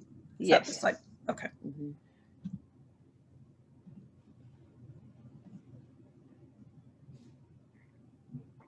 Some of you, and there's lots of different forms of calendars that you can use and goal setting opportunities that you can use.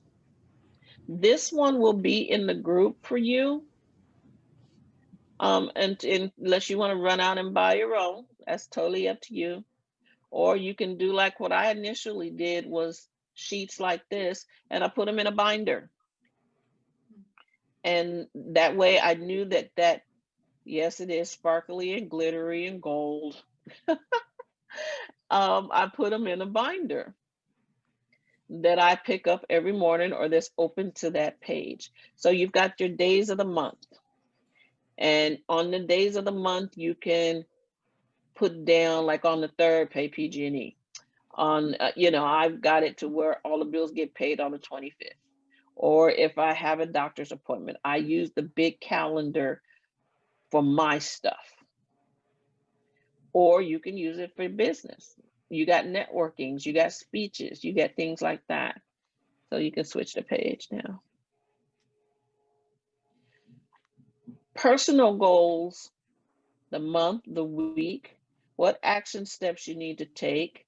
What's the goal? You guys shared some goals for your business. You shared some goals for your personal things that you wanted to do. And those can go in there. It doesn't take much to create goals. Do you know why we used to have to write our spelling words, copy them 5 times? Anybody know? I can't see you, but just shout out. So you get the For muscle, them. What'd you say, Susan? muscle memory. And what else? Yeah, that's what I was going to say is It's a memorizing. tactile. Muscle memory. Visual. Visual. So it captures a lot of different learning styles. And you don't have to be a professional copywriter to write on it, because guess what? Ain't nobody gonna read it but you. So you don't have to draw flowers on it, or you don't have to make it so fancy. It's like, again, an idea dump sheet. So there's a sheet for personal goals. The next one is business goals. Same thing. Do the month, do the week, and under the goal, if you want to make 45 phone calls, if you want to try to if you want to make 10 sales calls, write that down. If you want to write down who you're going to call this week, write that down. If there's a social group or a networking group that you want to go to and have been planning to go to and just didn't have time, write it down under the goal for the week. I'm going to attend the Placer Women's Networking meeting.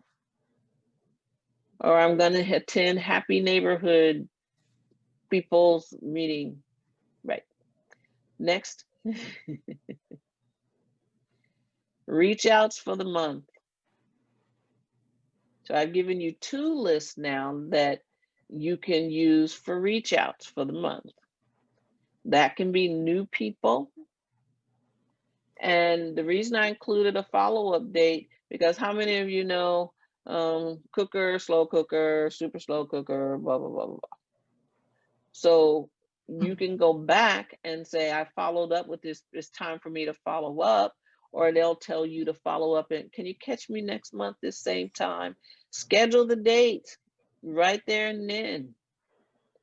So don't wait and just take a chance. Oh, they're not interested, I'll call them back.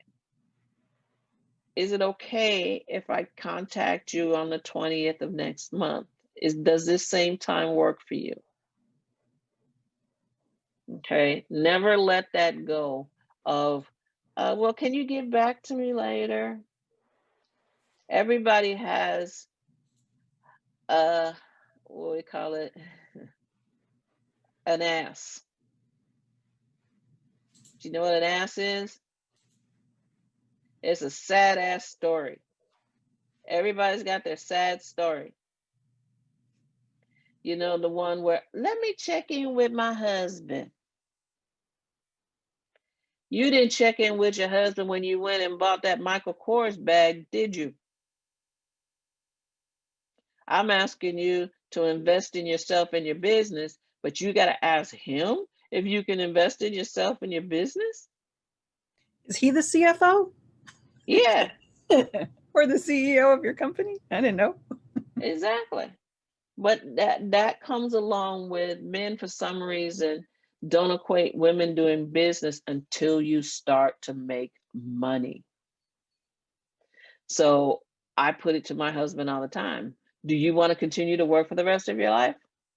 Okay, I'd love for you to be a house husband too. I mean, the grass is so tall, I can't see the dogs. So I need to make money to pay the lawn guy.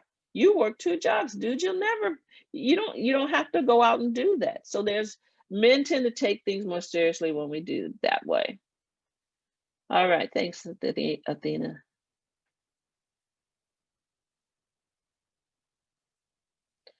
So I've given you several ways of doing this. Athena's going to talk about a particular CRM that will, for those who are like the electronic version of doing this, I still like to write things down. I don't care what anybody says. I still make lists. My memory is not what it used to be. Prevagen is not helping as much as it was.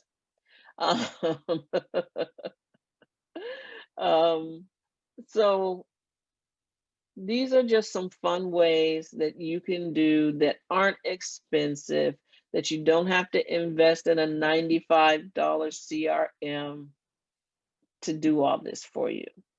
And there's some nice ones. I've tried them. I go in and I try the 90-day free or the 30-day free to see if I'm gonna like it and if it's worth their big ask, because that's a lot of money a month. You know, it just is for a small business owner. It's a lot of money a month, but to have it, and I think now I'm ready for it. But in the beginning, initially, I wasn't. But to have it get up and have my phone, have who I'm gonna call that day already in it, all of the notes of the last time I talked to them, and their phone numbers there, and what we talked about the last time is there, and you can take notes right there and then. You can send out your letter sequences and they're already written for you and you just plug them in the MailChimp. It's wonderful. And you don't have to use Infusionsoft to get a good CRM. How many of you know about Infusionsoft? Okay.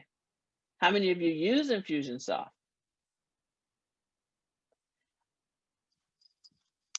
They won't even let Katarina use Infusionsoft. Her team won't let her use it because she screws it up every time. So I that one I would not use. However, there are so many others out there. And in the collaborative, we're going to, in the collaborative group, we're going to have people coming in to teach us about some of these newer techniques and newer technologies. So the collaborative, you're going to learn some things and find out what works for you. Okay. The collaborative is going to be the first Wednesday and third Wednesday of every month from 10 to 12 or 10 to 11:30, depending on we have a speaker. Your first meeting is come as my guest. Please come and meet the ladies and share ideas and see if it's worth it for you. And then we have a 6-month program and a 3-month program.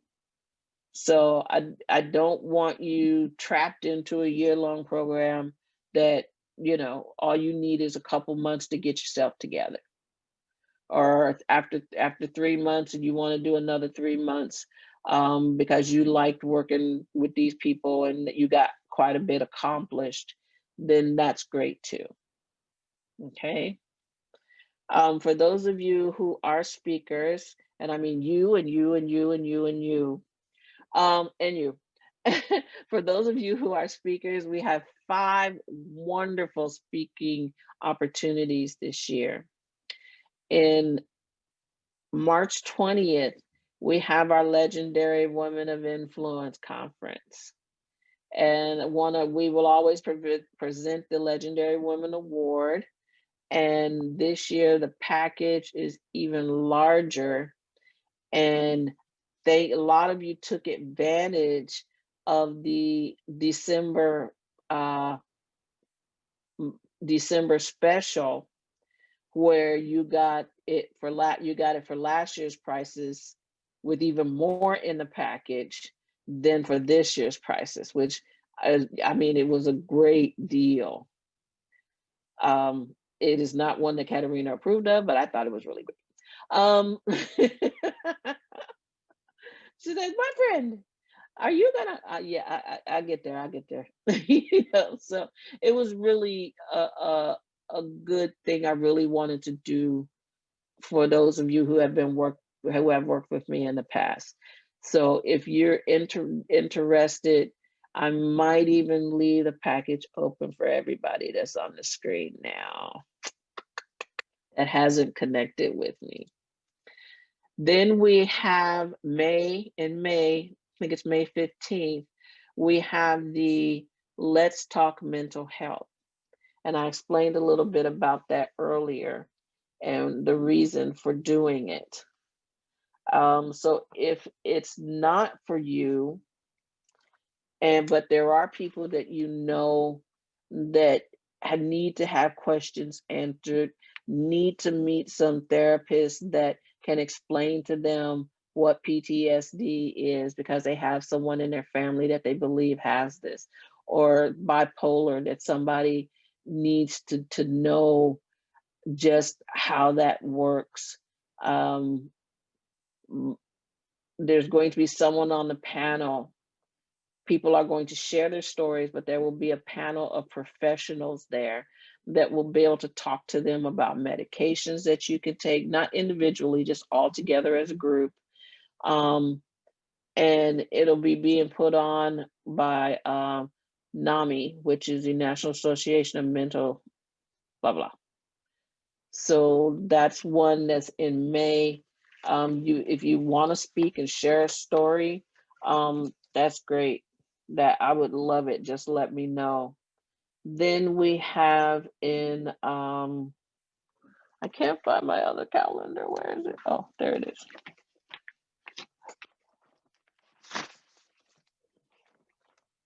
Then we have we did May. We have in July our Cosmic Health Fair.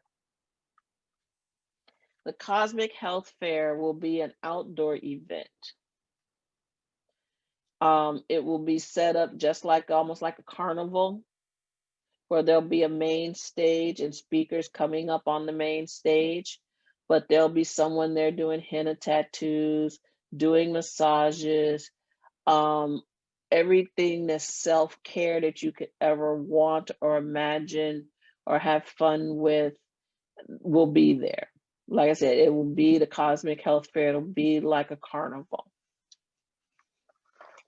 And our California Speaker Showcase is always in August, so it will be in August this year. It'll be an evening and a daytime event. It'll be an evening meet and greet. If it is not a live event, we will have a platform on social media that will allow you to come in and meet the other speakers, people to come in and meet you the evening before. You will be able to start to talk to other speakers 2 to 3 weeks prior to the event, and the group will be open for people to contact you for up to 6 weeks after the event. Okay? We're not doing nothing in September. No. And our last event is the I'm in Control Women's Leadership Conference. How you like that?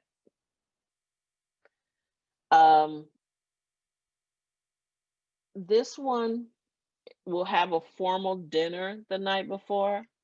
We will present awards to various members of our community, as well as other vendors in the community that are going to nominate people for awards. I'll be reaching out to people in your communities and getting nominations, and we'll be giving out awards, and it'll be a sit-down dinner.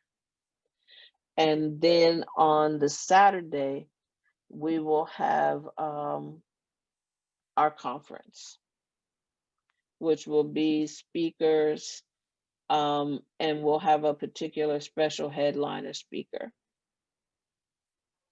Okay. And that's the year. Is there a So virtual component to that?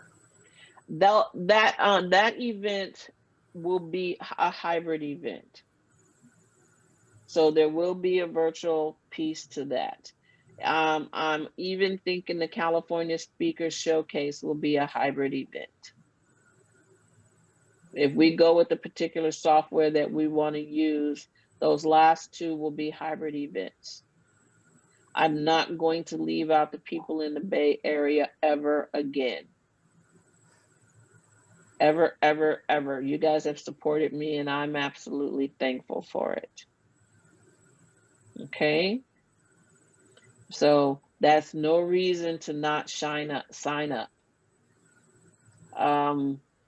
I've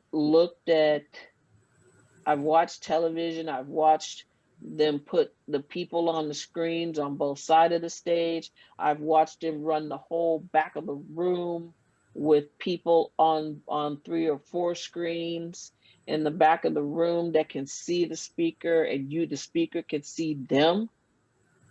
So you know you're talking to an audience that's sitting there as well as an audience that's on the screen. Because you guys are going to be pros by then, right? At Zoom Talks.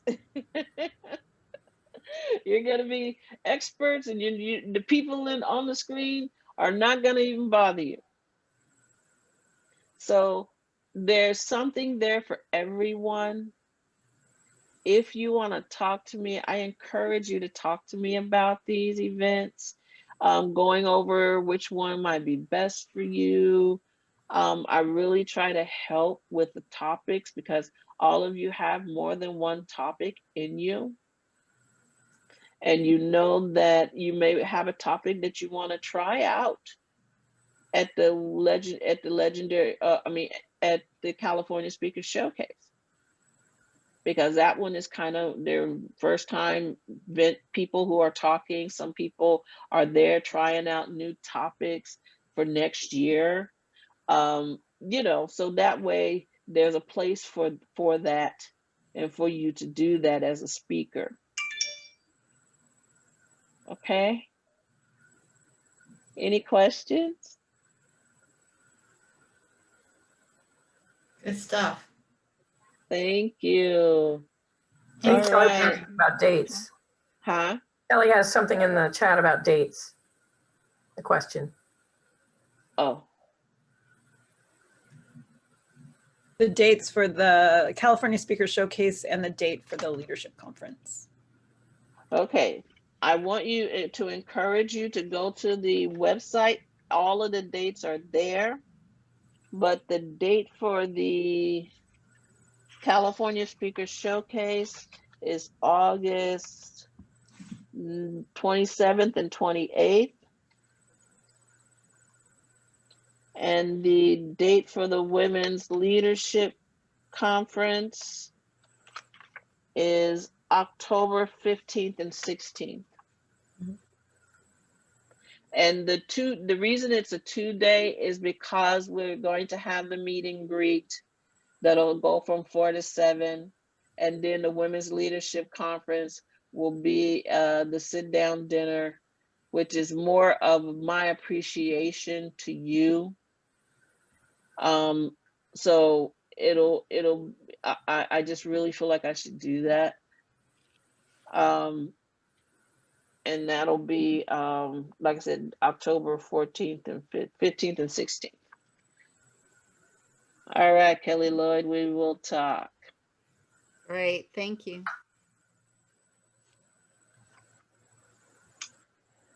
So if you have no questions and you need to grab something to drink, like I do, Thank before you, Tanya. talking, huh? Thank you. You're welcome. And the content that's on the page, I'm going to send it to you individually as part of an email, probably Monday or Tuesday. Okay, I'm not gonna bombard you with something the day after an event. I think that's just too much. Um, but you will have it, it will go out to you on Monday. Okay, Monday afternoon. So you'll have all of this. If you have not downloaded it already, you'll get a copy of it again. Great.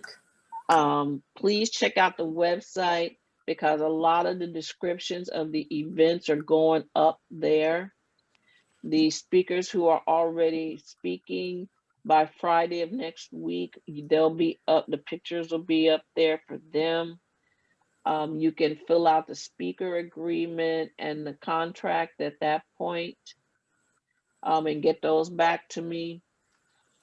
And on the speaker agreement, everything needs to be there: bio, headshot, mini bio, all of that. So I don't have to bother you but one time. It'll have the dates for the dress rehearsal. Everything else will be there. Okay. So I learned a lot last year. I listened to you, and you will have a checklist of everything so you can keep track of what you turned in and the dates and all that kind of stuff. Okay, thank you guys for being so patient with me this year. It really meant a lot. It really meant a lot. All right, anybody up for a bio break or water break? So right now we have coming to speak to us is Susan Sloss.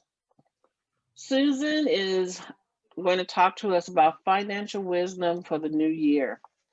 How many need some financial wisdom for the new year? Yeah, I can take any kind of financial wisdom. It can be for last year, this year. She's going to go over 3 key ingredients to be financially empowered, besides a budget, how unconscious patterns may be sabotaging your success, and what you can do to change them. And she's going to talk about strategies you can implement today with minimal time and effort to ensure your goals are achieved. Susan is a certified money coach. She's passionate about facilitating breakthroughs in her client relationships with money. By combining practical financial expertise with intuitive inspiration, she guides her clients to ground the spiritual into the material, opening the door to greater prosperity on all levels. Susan has 20 years in the financial service industry, and she's worked as an investment specialist and operations manager at Charles Schwab and built a 6-figure bookkeeping business. I have started taking Susan's class. If you have not taken it, I want to encourage you as women to take this class. I have never been in a financial class that didn't make me feel like an idiot. And the meditation that goes along with it and the focus on the positives of money management were great. So I present to you Susan Sloss. Thank you so much, Tanya, for that wonderful introduction. I heard a couple things from everyone here. I heard that you want to make more money. And I heard that sometimes goal setting is stressful. So, and I also heard that self-care is really important to all of us. And so I'm definitely going to give you some juicy foundational tips to help you with those areas. And as you heard in the introduction, I bring a spiritual element into it, and that can round out this other piece of the mental goal setting. So we will get into that. And I do like to bring meditation in, and we haven't done any today. So why don't we go ahead and do a little bit of grounding here before we get into the material. So I'm going to invite everyone to get away from your paper, get away from the screen, and just close your eyes and get comfortable finding your feet on the floor and bringing awareness to your body. We need to be in our bodies to really have the vitality and presence that we need to be in the place of fulfilling our passion. Finding your body, feeling where there's any tension, and see if you can just take some little movements and let that tension go. Find your breath. And then bring your awareness back to your heart and just notice what's happening on the feeling, on the emotional level for you right now. We've had such great input today, and I myself feel a sense of appreciation and love, and there might also be anxiety or whatever is present for you, just being with that for a moment.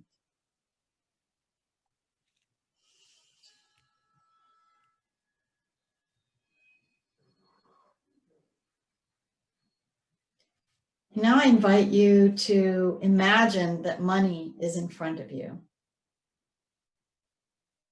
And it might take a physical form, it might take an energetic form, it might be very concrete, it might be a personified version of money. Whatever it is, see if you can bring a sense of what money would be like in front of you. And notice how you feel in the presence of money. Do you want to be close? Do you want distance? How does it feel?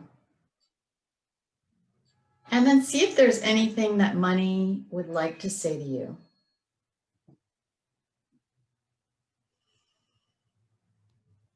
Does money have a message for you?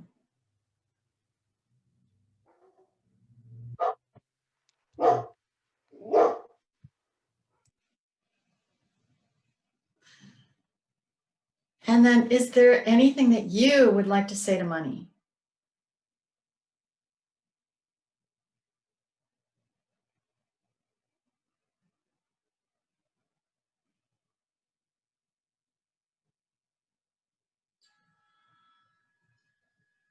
And then bring your attention back to the breath. Take a nice full inhale all the way down into the belly. And let it go. When you're ready, open your eyes.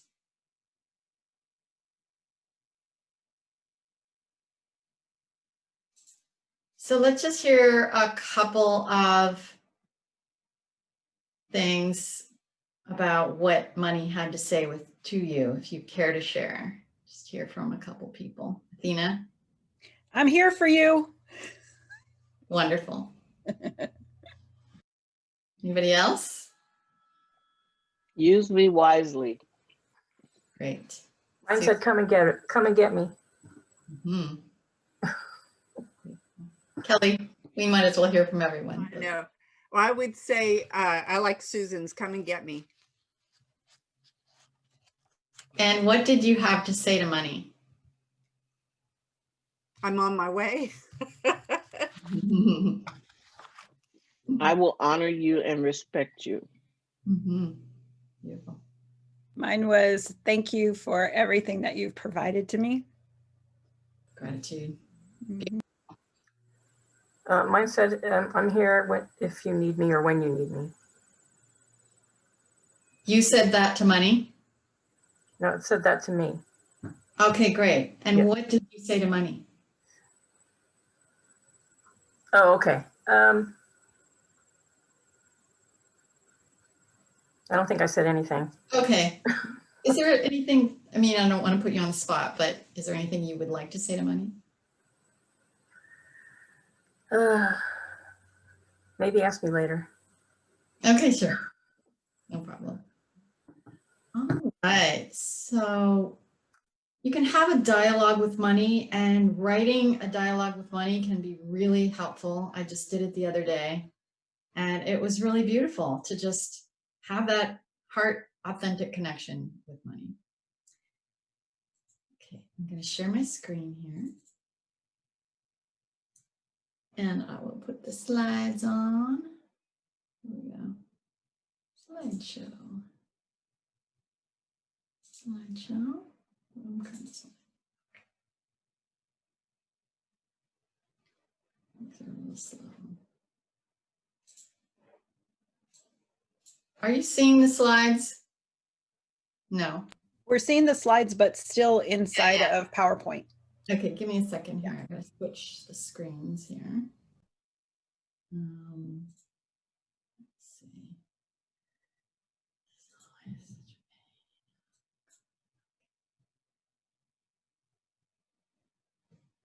Sorry about that, but I have a different, okay, from current slide.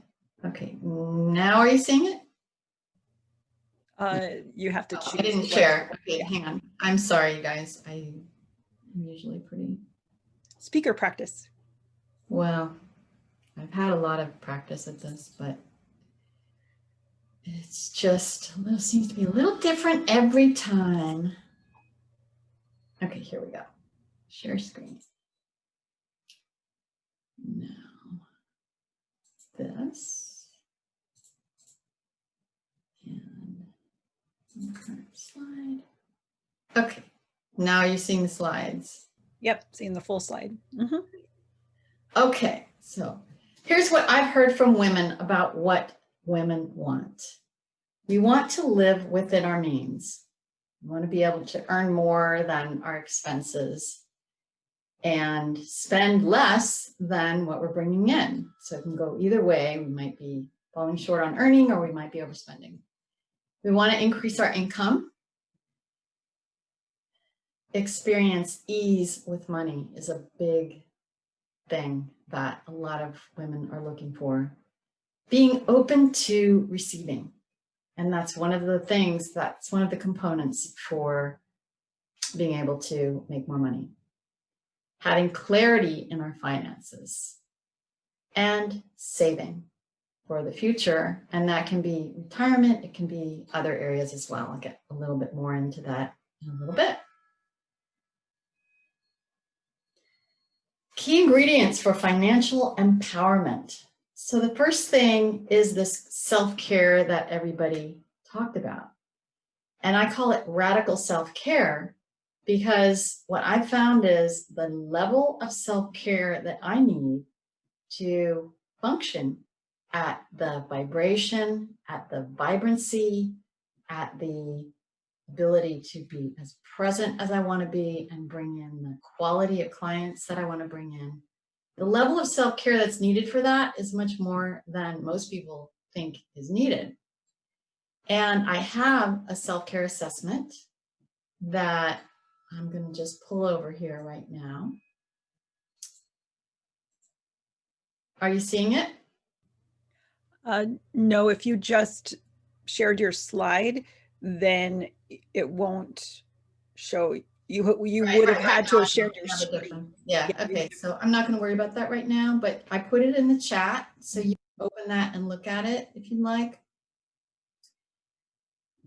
So self-care comes in different ways, and somebody mentioned emotional and physical, and I'm going to add to that spiritual, and I'm also adding to it financial.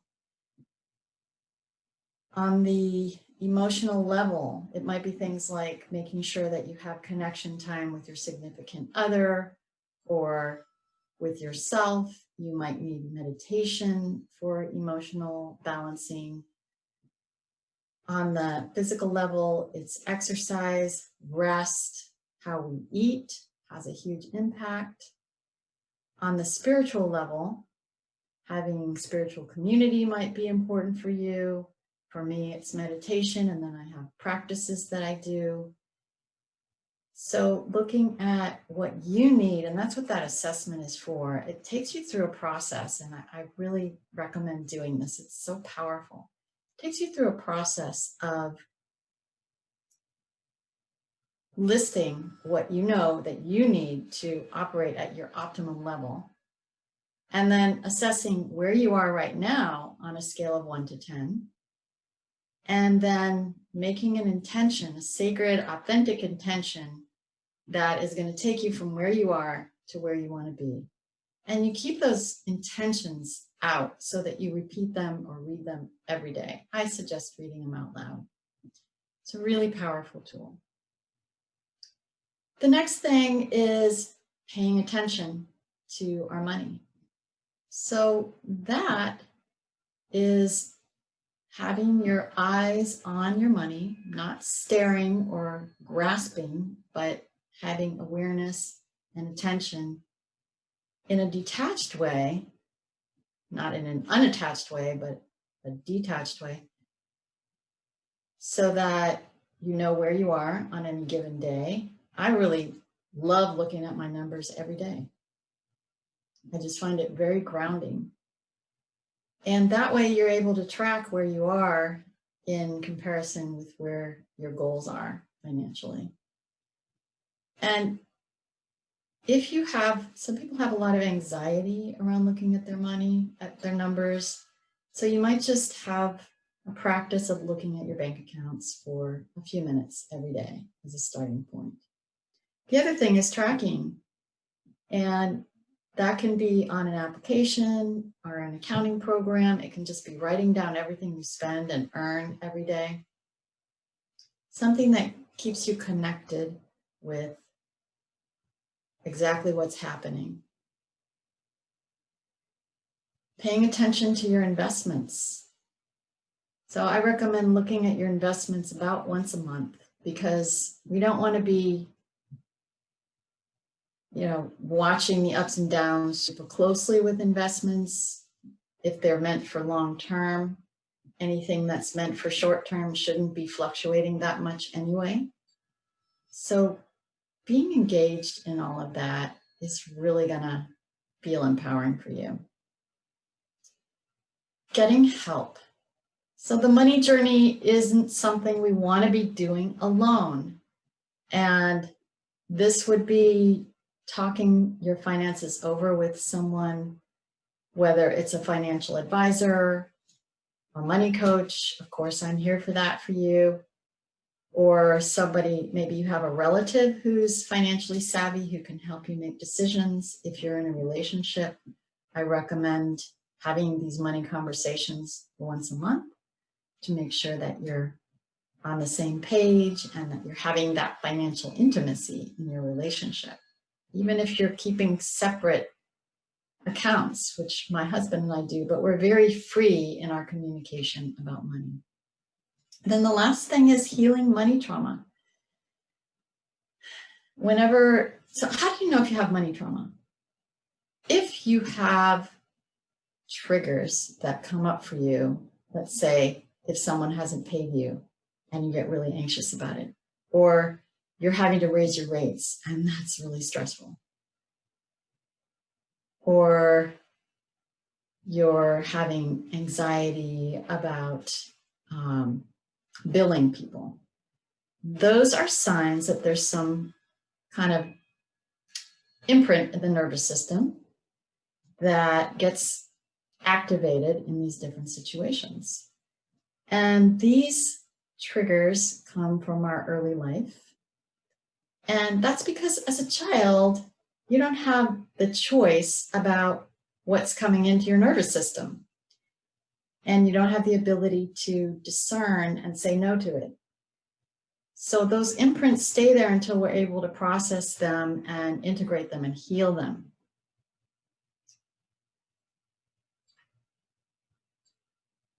In money coaching work, we work with these imprints to excavate the unconscious patterns. And through that process, you gain awareness, and that leads to the transformation of the patterns that you want to change. Why it's so hard to change these patterns is because they're hardwired in the nervous system and in the brain. And we've got this whole chemical response going on. And chemicals can be addictive. So if it's a feel-good response, like if you're anxious and spending helps relieve anxiety, then that chemical of serotonin or dopamine, most likely dopamine, is going to become very addictive for you. And even cortisol. So if you're a person who has like a deprivation consciousness, has a lot of fear of spending, then that stress can also be addictive. It's something that we get used to. So in order to change those patterns, it really takes some intervention. The 8 money types really help to identify some of these energies and parts of us that can be operating at any given time that can get in the way of being open and receptive to receiving money. And I'm going to go into these a little bit more shortly. But before I do that, we're going to do an exercise. The last money type is the money magician on the list there. And this is that part of us that is the manifester, is connected to the spiritual source, has a sense of trust, and connects in with the magic of allowing money to come to you. So we're going to do an exercise that will help you to get into the felt sense of expanding your field and your capacity to receive. So what I'd like you to do is take a piece of paper and write down your current average monthly business income, let's say for 2020. And then you can either double or triple that amount and write that down. So now get specific about what you'll do with that money. Consider these elements of paying yourself. How much do you want to pay yourself out of your business? We're talking about business income here. How much do you want to invest back in the business, say for coaching or marketing? And you can spell those numbers out. Think about donations, and that might be part of what you do on the personal side. Gifting might be part of what you do on the personal side. And then different savings needs that you might have, whether it's retirement or setting money aside for periodic things like vacations or household expenses, healthcare, those things that come up occasionally that you want to make sure you have savings set aside so you're not ending up having to use credit cards. So go ahead and take about 5 minutes on that exercise.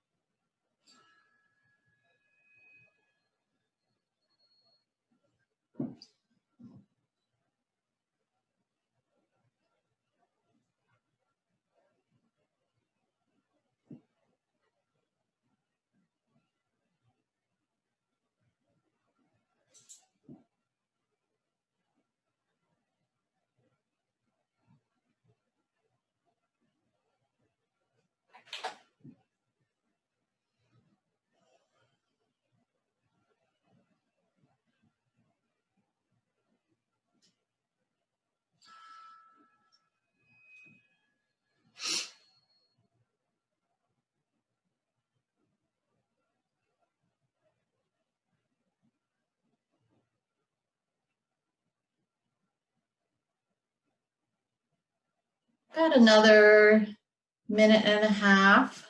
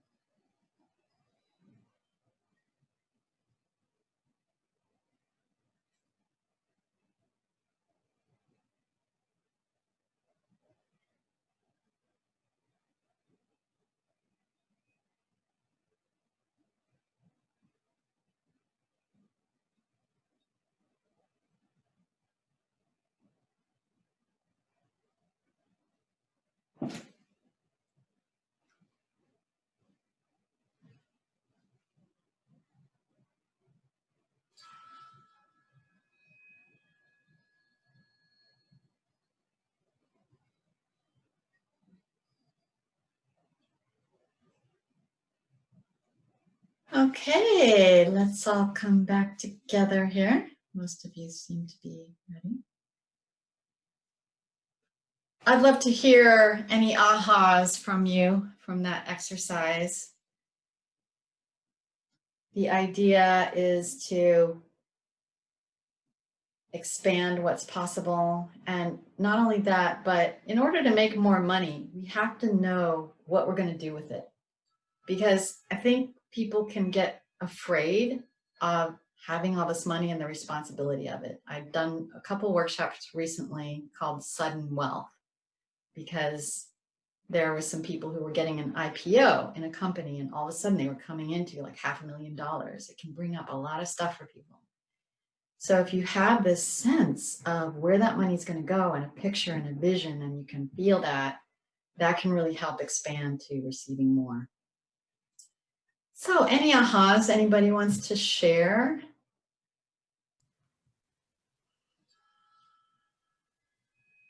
Or questions or? It's just like knowing that I have an idea of where it would go, like where I would want to, what the desire would be to generate from there, or where to place it so then it can generate more.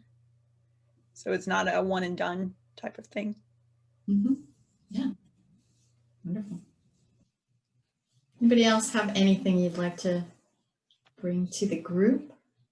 Yes, Kelly. Well, I took the attitude that I was going to be spending all this money. And in reality, that probably wouldn't be quite accurate, but I didn't focus on savings or investments for this. And really, it followed the things that I already know are my focus in terms of what my priorities are. So I kept my base income the same because that covers my needs. And then I created a travel budget, home improvements, and paying off my mortgage. Those are really my security, my being able to travel. And those are things that I know about myself from past things that I've done are really my focus. And even though my income expanded, my priorities didn't change. Mm-hmm. Yeah, there's a lot of wisdom in that, right? It's you're not suddenly going to want to go out and buy the most expensive car. You're going to stick with the values, and this is a lot of what this is about, is knowing where your values are. Great. Anybody else? Okay, so let us go into these money types a little bit here. I think most of you are familiar with the money types. Oops, wait a second.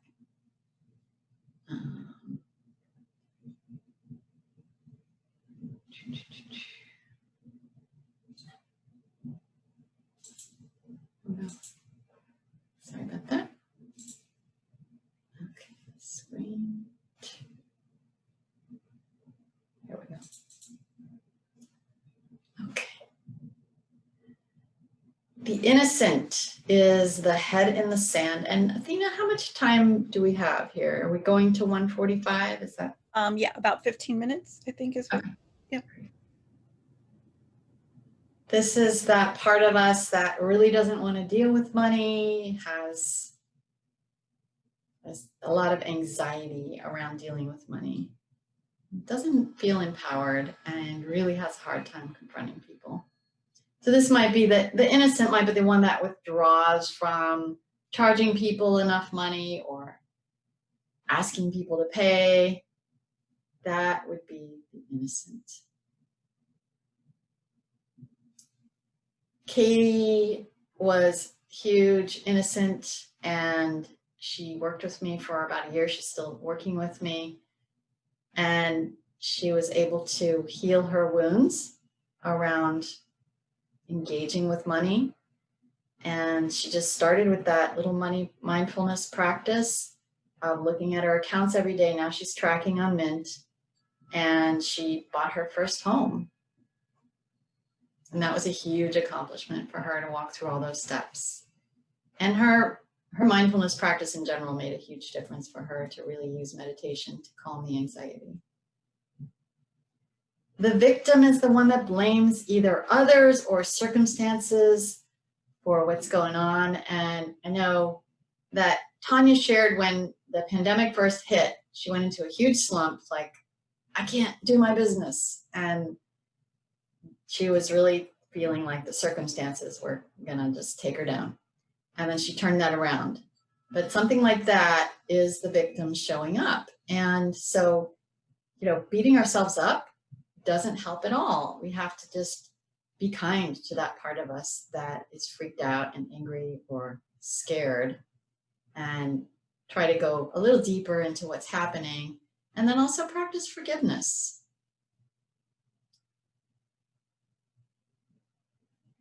The warrior is the money type that we want to have in charge, because we've got the rational side running the show here. And this is where we shift the brain from going into fight or flight to being able to go into the rational part of the brain. And that's the warrior. The warrior can set those goals, has confidence, and has that discernment that we need to have. So it's really important to acknowledge yourself for those actions that you are taking. I notice sometimes that people don't embrace that side of, especially women, don't even recognize how much we actually do accomplish. The martyr is the one who can overgive and take care of others before taking care of yourself. And the martyr really needs to understand where her boundaries are and what her own needs are. So when it comes to money or time, to when you start to feel a resentment coming up, or if you're spending outside your means or not making enough money, then this would be one place to look. Is the martyr running the show here in your money life? The fool has a high risk tolerance, and there is a lack of discipline here. And when I encounter people who have a high fool, there's this feeling that they're not being as responsible as they want to be. And there's usually impulsive spending going on. So for the fool, it's really important to pause before making decisions. If you're an Amazon shopper, which is very common these days, to maybe put things in your shopping cart, leave them there for a couple of days, and then go back and see, do I really need this? Do I really want this? Maybe if it's a large expense, always running it by somebody else. And we all have our vulnerabilities when it comes to spending. So some people tend to overspend on dining out, which isn't happening right now. Some people overspend on beauty products or clothing. What's the other one that I was thinking of? Gifts could be another area. And there's a chemical response that goes with that. So it can be very addictive. Here's our creator artist. This is the very artistic or spiritual part of us that doesn't care about money. And so if this part, if this money type is running the show, it's going to be hard to increase your income. The creator artist cares more about being in alignment with values, which is really important. And we need that. We need that part of the creator artist. But the creator artist can put, for example, volunteering ahead of what the financial needs are. And I see that in my sister. Fortunately for her, her husband supports them. But she's never cared about making money. She has really been an activist and a volunteer, which is very commendable. But there's something there that is keeping her from wanting to bring money closer to her. And that has to be, so the creator artist needs to understand that the spiritual and the, good deeds can coexist with the warrior and really being responsible financially. The tyrant is that part of us that is hanging on to money and is controlling around it. And so if things aren't coming in or aren't going the way you expect, there can be a huge amount of anxiety. There can be this sense of being critical or judgmental, and a lot of times women turn that toward yourself. So that's something to watch for, is the self-tyrant. So the tyrant needs to know that our value doesn't come from how much we make. And also needs to know that our security doesn't come from how much we make. Our security really comes from inside and comes from that spiritual connection. And that's where the magician comes in. Carrie had a strong tyrant, and it was actually keeping her from making money. She had such a stronghold of control that she was afraid if she made more, that she wouldn't have enough time to do what she needed to do. And so she was able to get past her fear of success, and that really helped her. And she's also been able to communicate much more with her husband. Her business income has more than tripled. She's buying a business, and she's looking at multiple six figures for next year. Here we have our wonderful magician, and the magician really is that part that integrates everything, is comfortable in the material world, is comfortable with the energy of money, of receiving, has a complete sense of ease and trust, knows that money comes in, goes out, and can be with all those changes.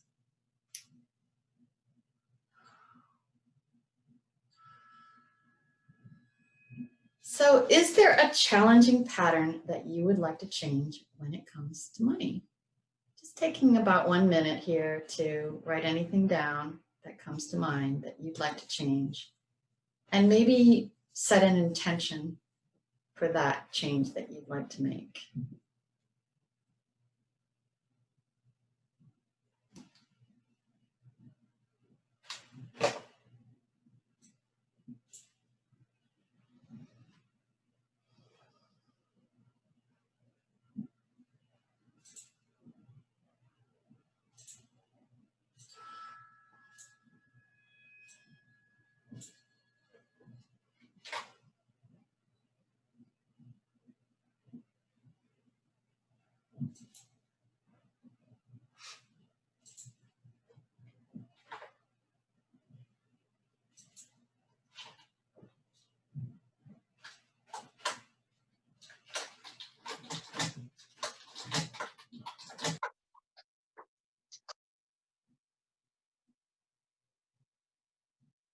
Would anybody like to share what you're thinking about shifting?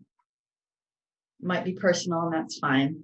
If anyone wants to state it out loud, please feel free.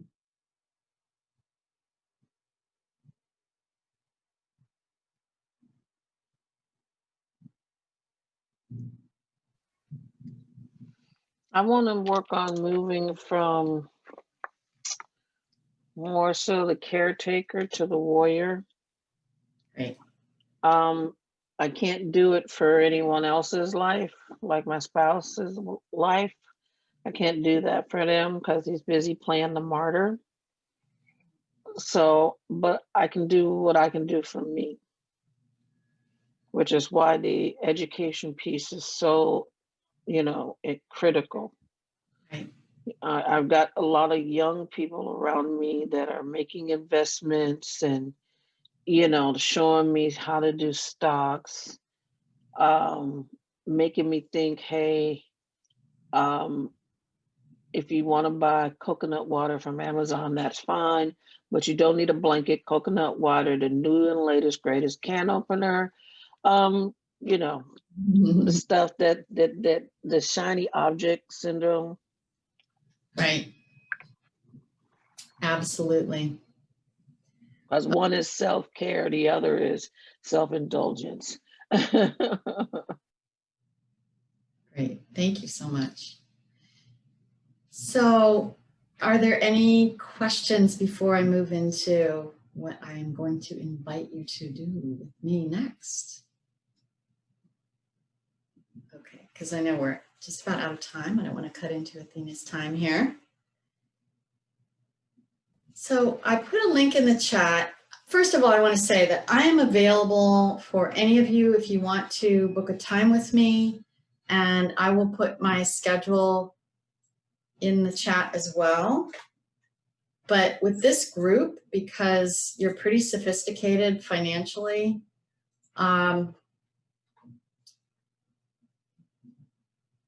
there's your complimentary money type link schedule link. And what I put in there was Thrive in Your Next Act. And that is an event that I'm doing next weekend on Sunday and Monday. And I'm going to share the screen here with you. It's me, Christy Karate, and Marjorie Favuzzi. Christy is an artist and a coach. She's incredibly creative, brilliant, and insightful.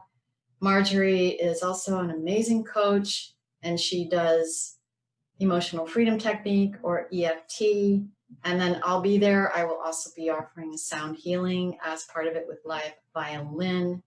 And what I want to offer you is you can join us for $47. I'm going to put a link in the chat actually, I'll put the code and the link in the chat. I put the link in the chat. I'm going to put the code in. It is YNA 47. And that price is good through tomorrow. After that, the price goes up. If you have any questions about it, let me know, or anything else. And thank you so much. Thank you. Great work, Susan. Thank you. Awesome. Thank you. It always Thank you helps. I've very seen you much. speak before, but seeing the different personality types or the different archetypes, it's good to know, like, okay, I identified myself the last time she spoke about this, and this is what I'm actually consciously moving into, and that kind of thing. So it's really good. Beautiful. You saw a little progress there? I know, it's something that can just help all along the journey.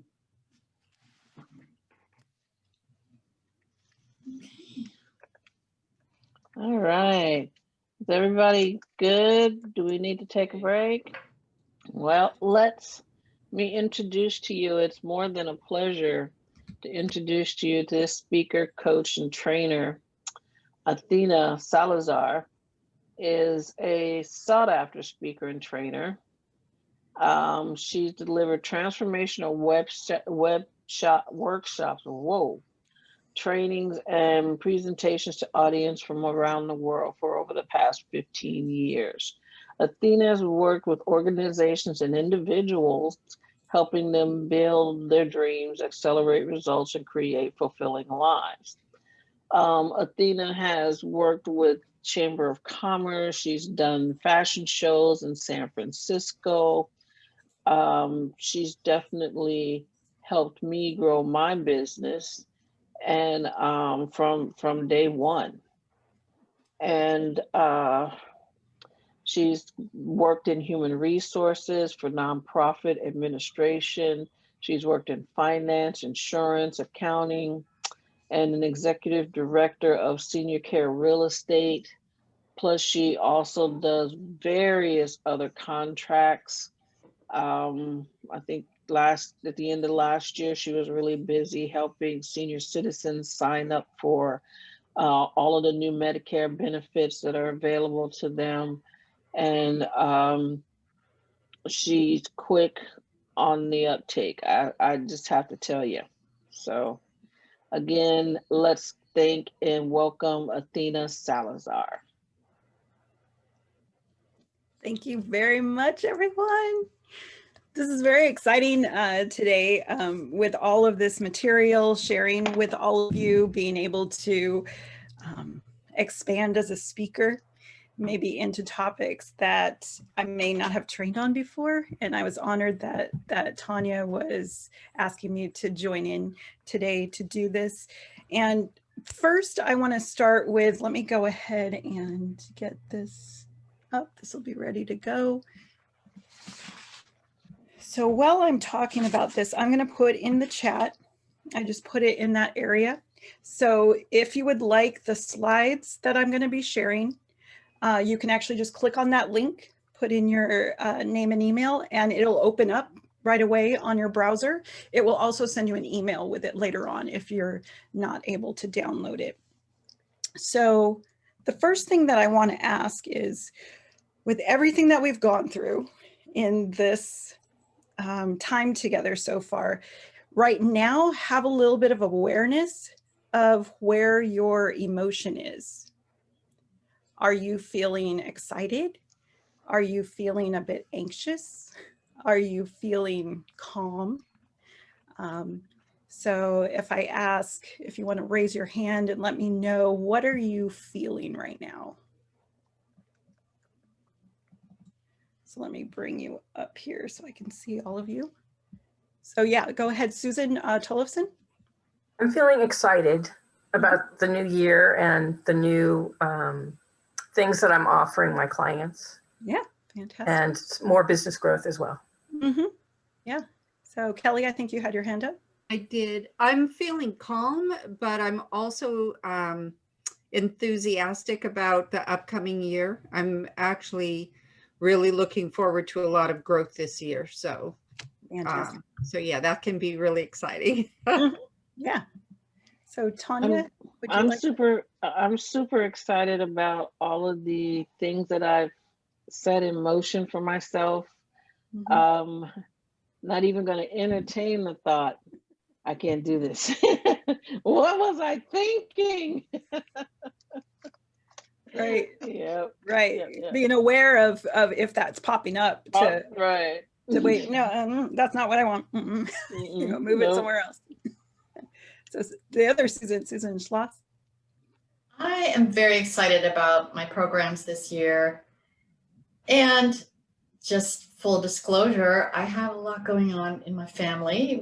We just moved my mom into a place. And so, you know, I'm dealing with some emotional load there. Mm-hmm. Plus what's happening with racial justice and all that I want to be dealing with as well. Mm-hmm. Yeah. So thank you very much for being honest and understanding the feelings that you're in, because when you're goal setting or doing any of that, being mindful that you have this enthusiasm and that excitement, and that's when you're setting your goals. Make sure that when you're setting your goals, you're not pressuring yourself to say, I have to set this goal. And it's more of, you're not calm while you're doing it. and your results are going to be completely different. Your self-talk when you look at your goals is going to be completely different. So that would be the first thing, is to have awareness about where your emotions are. And if you are feeling not so calm, a little bit anxious, when you go to sit down to do them, don't do it. Honor yourself, go do something that supports you. Maybe it's listening to some music that you really like or something like that, or going for a walk. Go do that. When you feel better about what you're about to do, then go and do it, because that's going to be completely different. And also, as I was listening today, I was making notes. I have like a whole sheet of notes of things that I wanted to share. But the other is the language that you use in goal setting. So I heard this, and sometimes we do it unconsciously, I think you would say, is remove the words need, I will, and I want. Remove those from your language. When you are writing your goals, when you are thinking about your goals, do remove those from your language, because need and I will and I want are more contractive in what it actually makes you feel. And I'm going to give you words that you can replace those with. So when you say, I need something, that means that you don't have it. The reality is you have what you need. It's just that you don't have the awareness that you already have it. That's all. So use the words. And I know that Susan Schloss put that on hers, the I am statements. I am, whatever that is. I am a warrior, a financial warrior. I am whatever that is for you. I am. The other is I have. So I have obtained 50 new clients. Not I will obtain 50 new clients. Can you sense the difference that makes? Like if you say I have it, that means it's already done. It's just that I'm going to look at everything as an adventure in my life and look and pay attention to how I'm feeling, so then I can attract that new client to me. The other is, instead of I need, removing that word, instead of need, put I require. What is it that you require in order to have what it is that you want? And instead of I want, which is more of like, I don't have it, I want this, I desire. I desire financial abundance. You're making a declaration. It's not coming from a place of lack. It's coming up from a place of empowerment. So the two things when you're goal setting, before you even move into goal setting, your emotion. So key is understand where you're at when you're setting these goals for yourself, and also your language. And I'm guilty as anybody else. All of a sudden I'm writing out my thing. I'm like, ooh, I just cut myself off at the knees. And I've done this with my clients. They'll write out their visions, and people that are educated, have gone to college, even an associate's degree and on up, they're very, very good at stating something that seems positive, but the underlying tone is they're cutting themselves off. They're limiting themselves. And the key thing is those words that I just shared with you. So be aware. My word for this year, 2021, is awareness. So be aware of what you are actually prompting in yourself. Are you limiting yourself or expanding? So be aware of that. So if you did, so hopefully you did download or open up, but I'm going to put it on the screen, what I was sharing with you. So let me go ahead and get to my slides here. Let me open this up. and go into full screen so you can see them. Full screen mode. All right. Get back to Zoom. All of the little functionality. All right. So do the slides. Awesome. So I figured out how I can still see you and see my slides at the same time. Woo. All right. So this is a document that I have prepared for you. And this is the one if you do have it on the screen. So this is your designing your year guidebook, workbook, and you can, and like Tanya said, all of us may be saying something similar, but we each have our unique way of communicating what it is that we're doing. So this is my version of what you would say on goal setting. So it's 2021, as you can see at the top, as if we have one, and that is what it is, 2021, designing your year. So this area, so for business, there's going to be one page for business, one page for personal. So these are the 12 key areas. I know Susan Tollefson covered sales, and then the other Susan covered finances. So there's that. And then Tanya talked about a little bit in each of these about maybe what you're launching as your product, maybe your brand recognition by speaking, those types of things. So these are the 12 areas. I'm briefly going to go through each of these so you have an idea, but in your mind or what you're writing down, think of the 3 areas that you want to focus on for this year. So let me go ahead and start with the first. So the first one is brand building. So to define that a little bit for you, brand building would be, how are people seeing me out and they're not a friend of yours or something like that, somebody that doesn't even know you? How are you establishing your brand? Now there's a difference. Is the brand you as a person, or is it your company? Like Tanya has legendary events. If that brand is out there, her logo's out there, what is it that's speaking to people? What does that mean to them? And you're establishing what that is. So you could do that through social media. That could be through podcasts. It could be through ebooks. It could be through multiple sources. Brand building, is that what you want as a focus for this year? So for me, as I shared earlier, that's one of my focuses. So the other is finances, and both ladies covered this very well. So you're aware of what your finances are. So that's where Susan Schloss was covering that with finances. So where do you want those to be? Lead generation.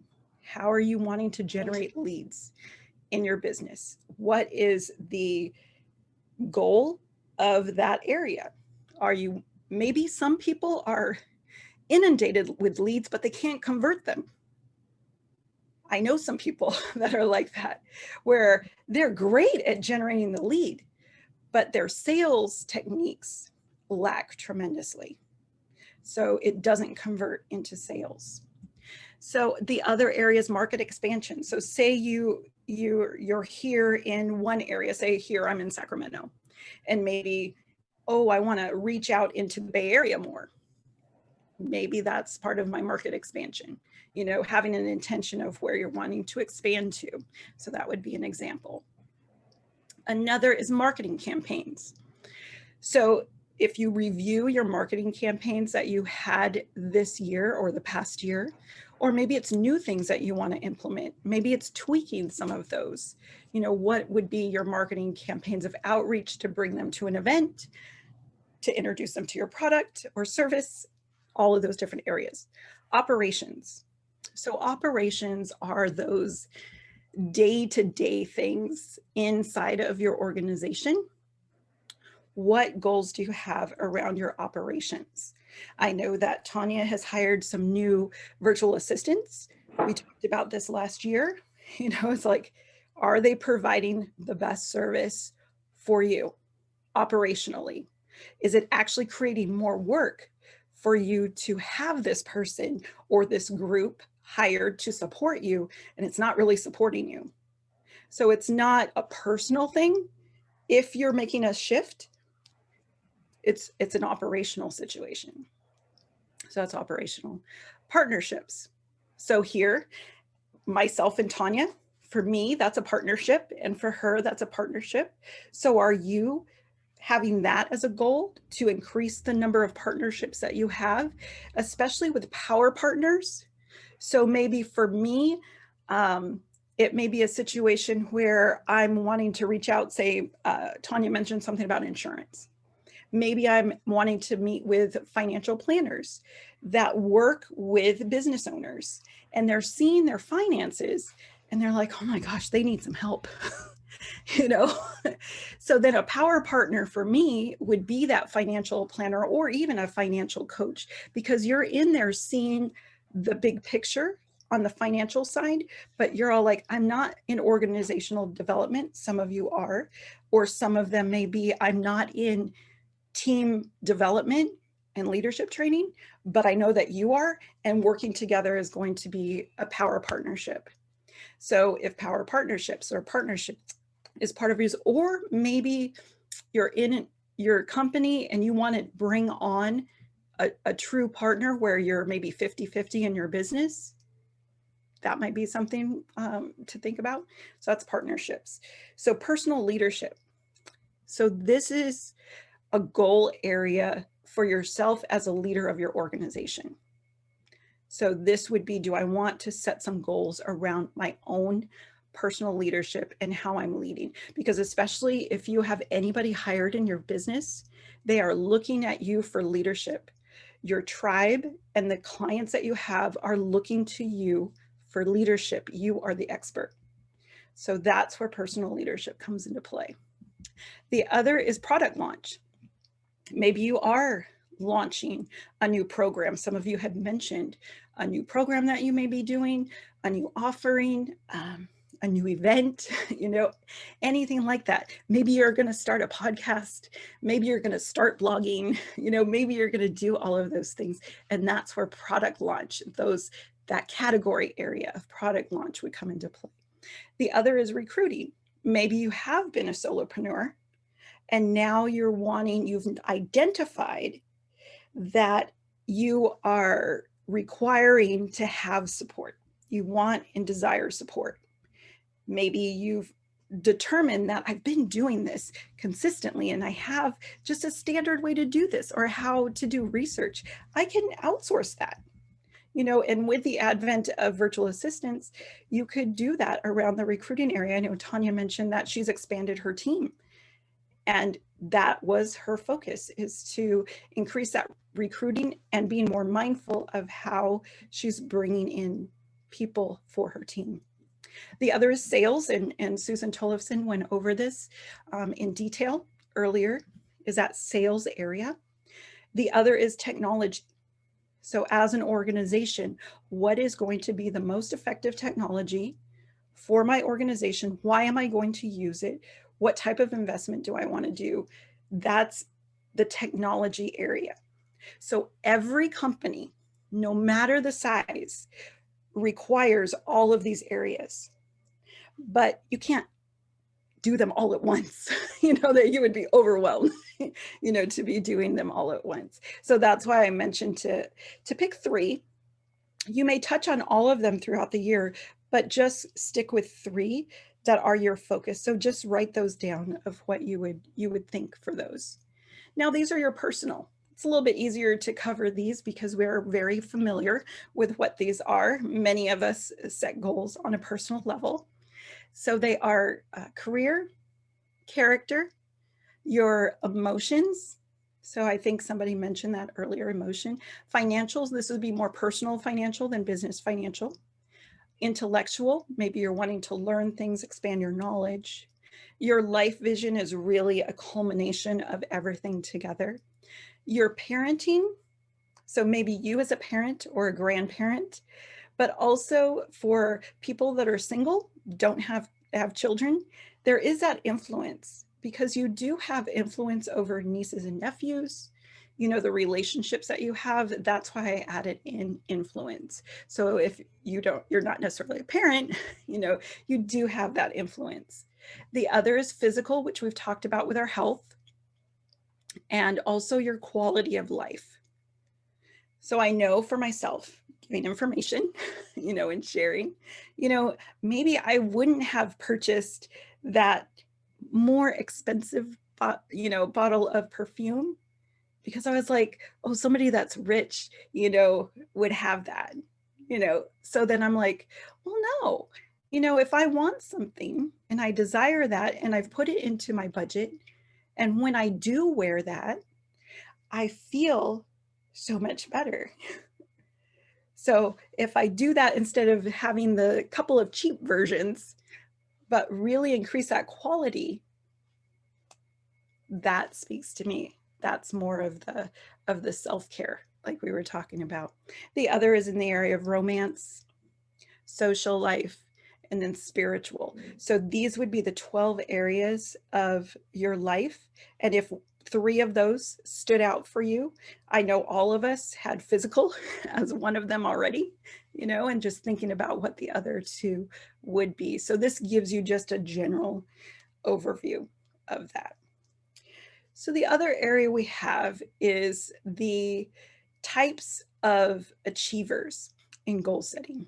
So this is very significant on determining how to set goals. So the first example, and think about where you usually lie. So the underachiever, you set the goal and you always leave a little bit that you don't quite get to. It's like you're always almost there, or you're all like, I don't really have to hit that. Something else more important came up, So that might be the underachiever. It's just that little bit, I don't want to, totally go over it. So that would be what would be termed an underachiever. Now there's the achieve and stop person. I hit the goal. I'm done. Move on to something else. So if you're achieve and stop, or you may be the overachiever. That's the goal, and I'm going to push as far as I can. The only thing that's going to stop me is somebody's going to stop me or a deadline's going to be hit. Like it has to be done by the end of the month. But if you've hit your goal, you're going to keep going until you can't go anymore. Definitely more prone to burnout, more prone to self-criticism, definitely prone to those things. So I'll just kind of ask everyone, where do you see yourself? Tanya. Oh, you're on mute. Burnt out, overachiever, says yes too much. She's off of mute, but we still can't hear her. You can't hear me? Here. Oh. Hold on. Yeah, we still can't hear you, Tanya. Or let me see. Maybe it's me. It's you. Nope. There. I got it. That's on. Nope, I was hearing everybody before. So let's see. Somebody else before we get to Tanya. I think Susan Schloss, you were starting to say something. Can you hear me? I think. Yeah, I don't know what's going on. Let's see.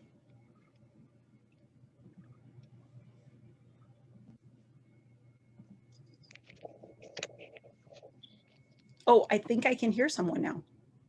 Okay. Yes, now I can hear you. Tanya, do you want to go? Huh? Can you hear me? Gotcha. Mm-hmm. You got me? Oh, okay. Yeah. I'm the burnt out overachiever, never learns to say no. Keeps going even if she hits a wall, just kind of moves that over and keeps going until Nothing could she stop winds you. up in the bed and just face down and can't do anything but look at the pillow. Mm-hmm. Yep. I hear you. Guilty as charged. Thank you. So Susan Schloss. Well, I definitely feel like I'm never done. Mm-hmm. And I think that my anecdote to that is kind of tending to hang back a bit, just to make sure that I don't max out my body. So I kind of go back and forth between the underachiever and overachiever. Yeah, kind of like it, kind of also depending on what it is, possibly it may Yeah. prompt one of those. So Kelly or Susan, either of you want to go next? I'm Kelly? all three. I All mean, three. Mm-hmm. yeah. So my definition of what you're calling an underachiever, Mm-hmm. I'm an 80%er on a lot of things, which isn't that what happens is I can see the vision. I take it far enough so that I can see the finish line. And that last 20% is not as important to me. You know, Right. I know how it ends. I know how the story ends. Mm-hmm. And I have a coping mechanism for that because you know, this tends to happen when you have a lot to do. Yeah. So for me, I already pre-plan in. I know that I'm going to hit that. Your cushion. You're building in your cushion. Exactly. So Yeah. I create a situation so that I've got somebody to do those last things that need to be done. They take the big broom and they follow after the elephant or whatever. So I'm sorry, I love that analogy. Yeah.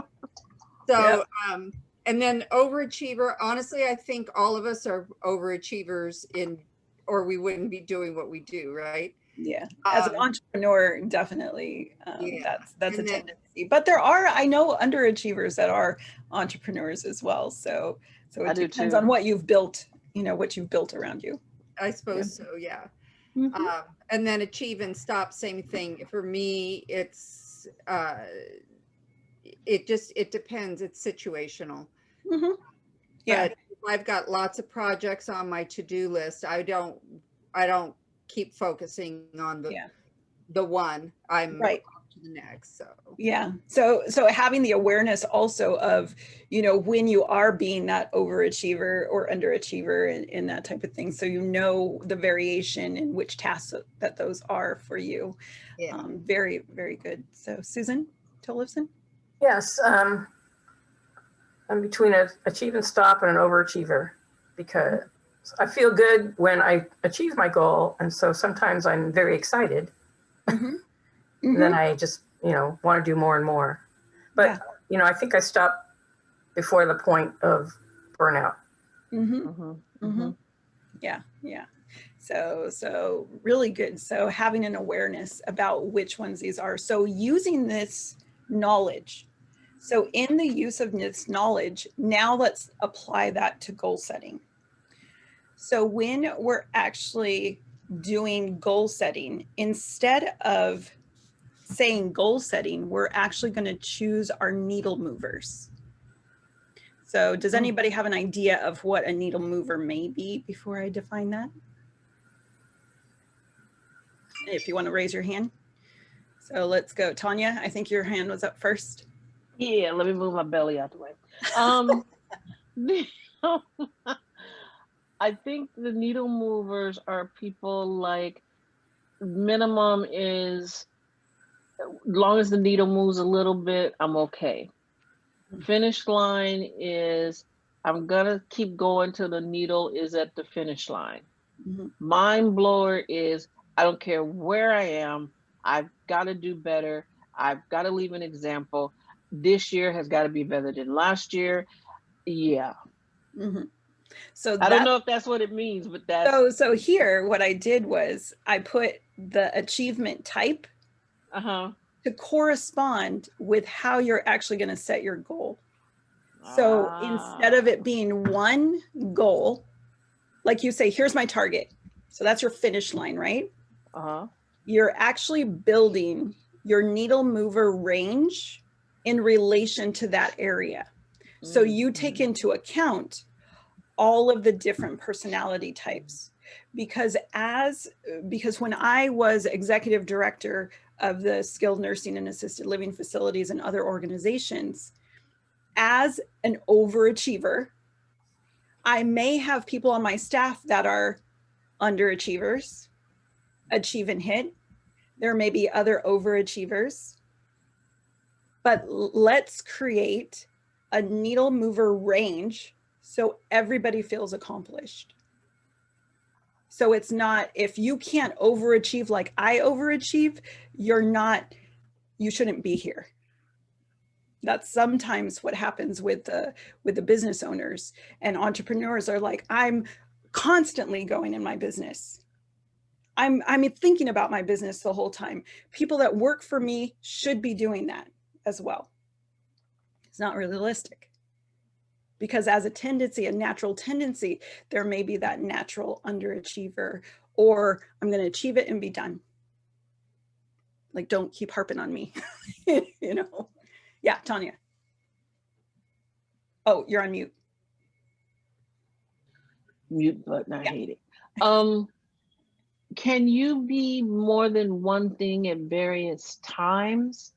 Mhm. Because there's times where I know that just getting to the finish line and going, okay, I'm done, Mhm. is good enough for me. It just all Right. depends on what it is. Yeah. Because I've kind of had to separate things into those different boxes. This is the first time I've seen them, but that's what I've done. Yeah. So let's do an example. So we started talking with Susan this morning about sales. Mhm.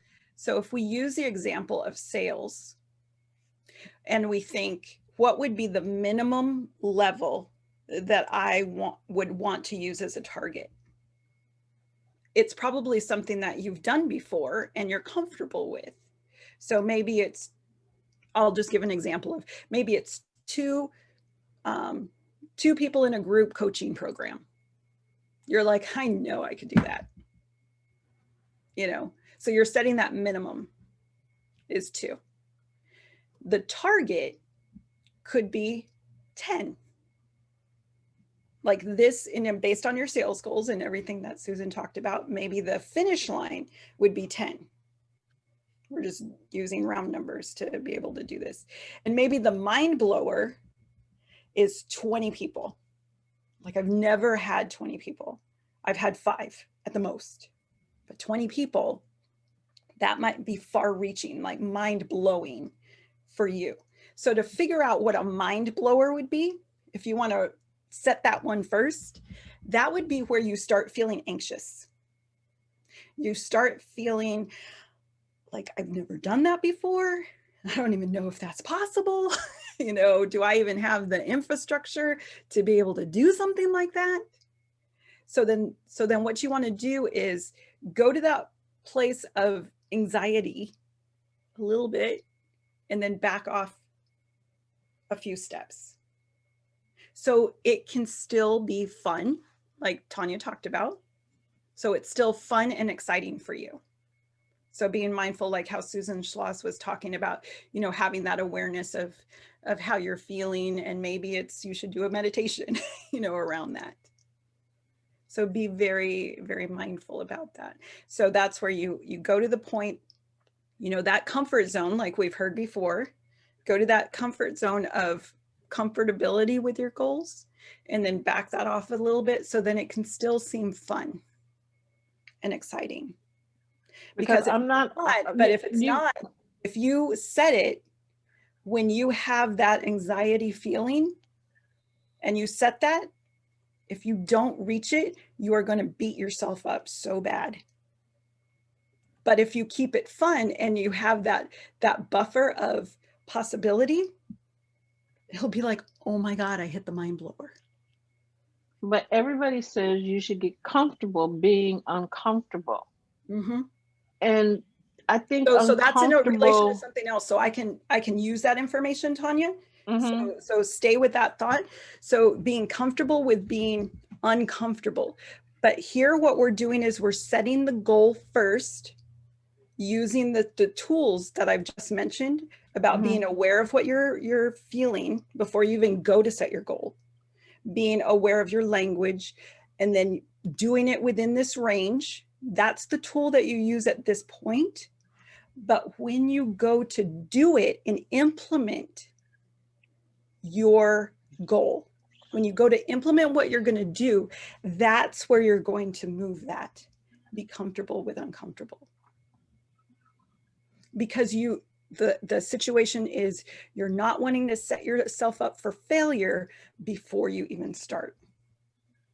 So the uncomfortableness is more of a momentary thing. Yes. It's a momentary, I got to walk on stage, but once I'm up there, I'm blabbing. Correct.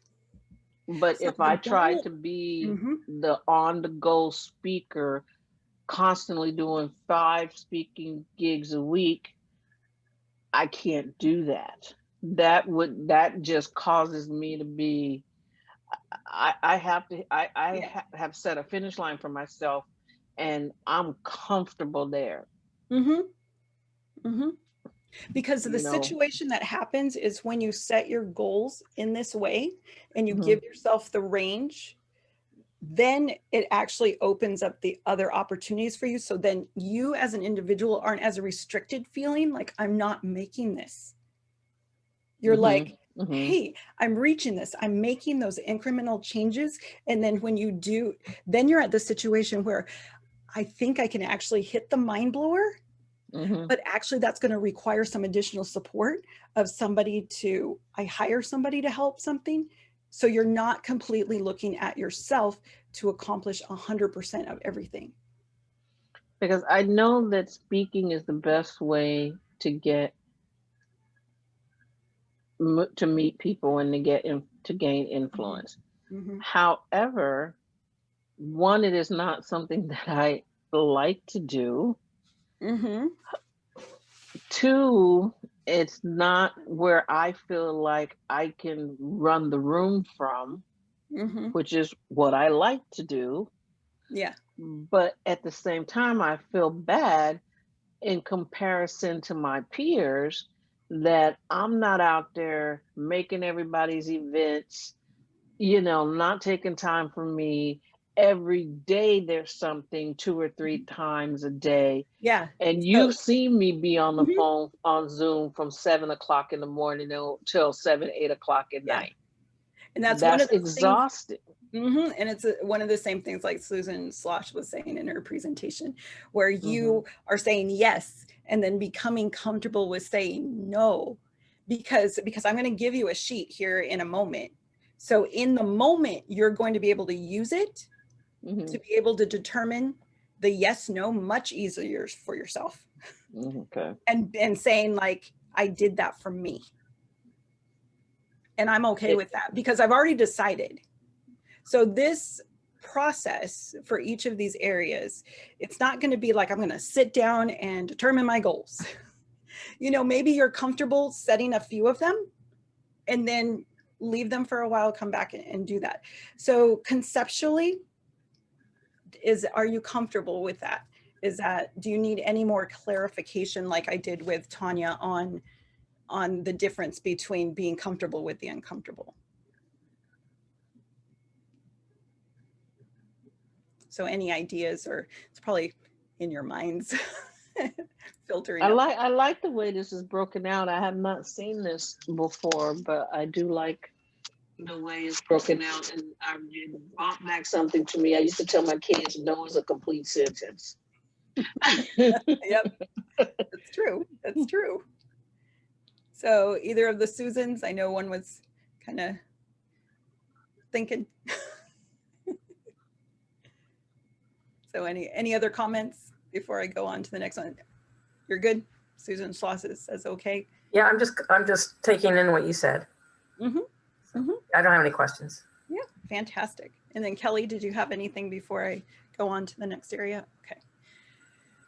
So this is where you can print this sheet for yourself. How I was mentioning your top 3 areas of focus. So on the business, you print one for your business, one for your personal. You can put these up like Tanya said in the bathroom if you wanted to laminate them so they don't all, the ink doesn't run out or something. But fill these out so then you know what your areas of focus are. So to give you a little thing, instead of filling them out on this sheet, I actually created like this is a little sign that I put up that in Q1, this is what I want to do. Like that's my goal. So I have it up on the wall. So when I go, I can actually say, oh, my goal for this month is to complete that social media content for the year. You know, so then that is my goal. So that's why you're keeping it in the 3 areas. You're obviously going to be doing things in your other areas. But if there's that one thing, and that's where the needle mover comes in. What is that thing that you can do in your business that's going to move all of those other areas as well? So if you create the content and you have the system in place, then you can start promoting that. But if you start promoting with no content, how's that going to work? Or if you do a speaking engagement and you have no way of people following up with you, how is that going to be effective? So that's where the needle mover comes into play, is really determining what is that one thing that I could do that is actually going to filter into the others. And marketing and sales is not the same thing. So many people are like, oh yeah, I'm doing a lot of marketing, but marketing and sales is completely different. So let's go ahead and go into, let me see some of the notes that I had. All right, so that would be that key area of focus. So here's the sheet that I was mentioning. So my priorities. So you're going to list your priorities on this. So if you're looking at it, it's on your right side of the screen. So that's where you're going to put your priorities, like your 3 focuses. So you put those on there, like you've already determined, these are my 3 key priorities. You know, for mine, it's brand building, you know, content creation, those things that I've determined on my needle movers. Now, on the now what side, so if this is just on your wall, you've already put in your my goals, and this could be near your phone or near your computer, wherever you want to put it. So your now what comes up. Somebody called you and they want you to participate in something. Or, you know, somebody wants you to go attend something or whatever. So now you ask the question, is this, my now what, more important than my goals?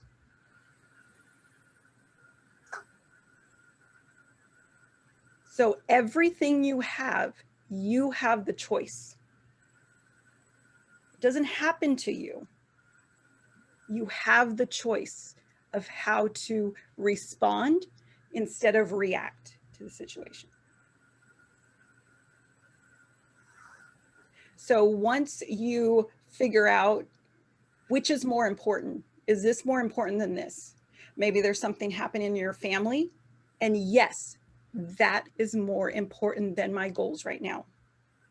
And I'm here for my family. That is of higher priority. You made that choice for yourself and you embrace that choice. So the other questions to ask yourself are, how does this choice make me feel? If you feel like you're beating up on yourself by making that choice in the now what, as opposed to your goals, think about it. You're like, I really should have said no.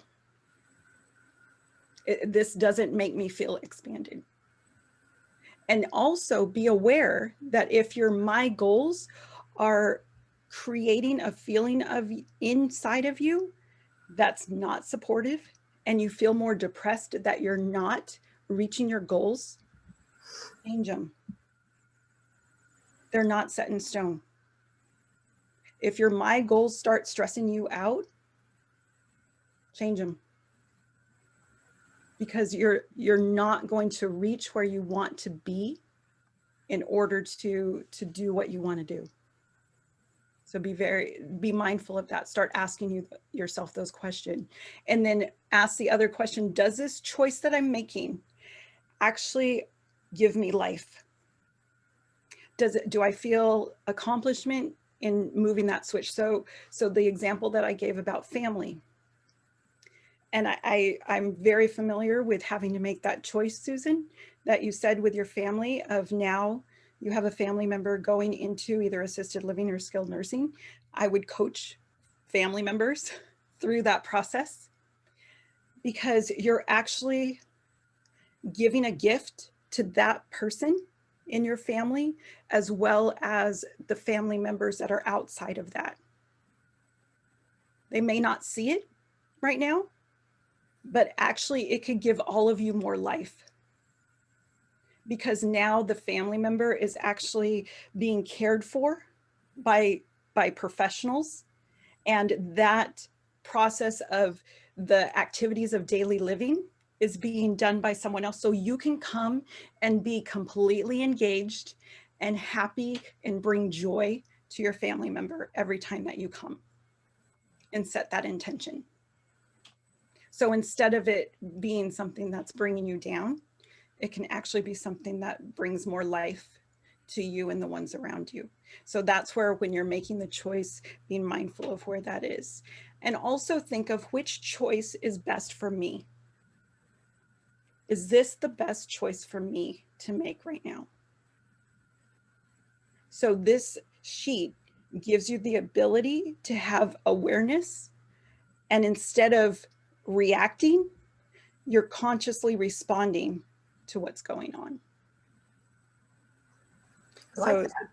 So does anybody have any questions about I that? just have a comment Mhm.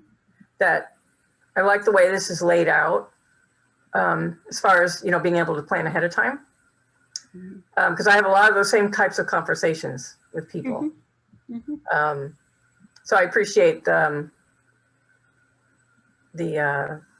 forethought, I guess, into you know, thinking ahead of time and responding consciously instead of reacting. Yeah.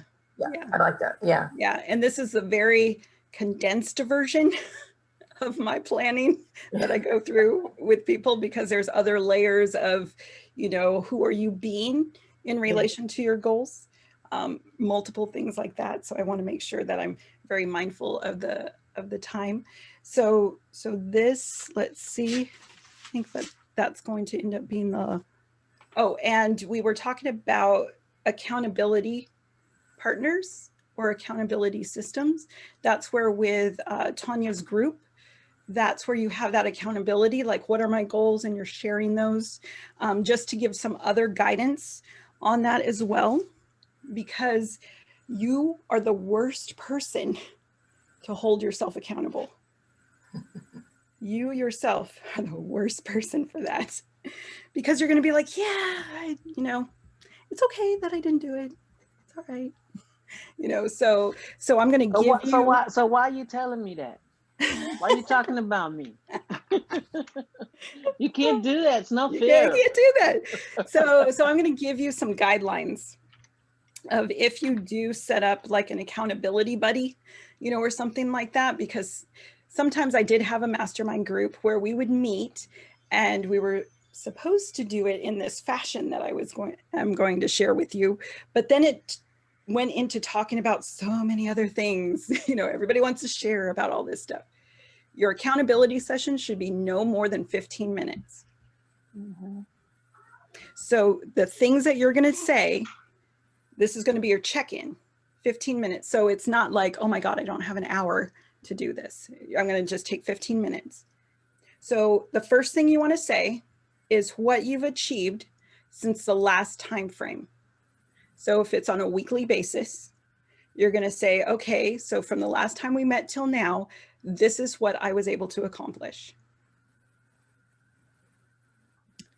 The second question, or the second question to ask, or to answer for yourself, is, what were the excuses of why you didn't do it?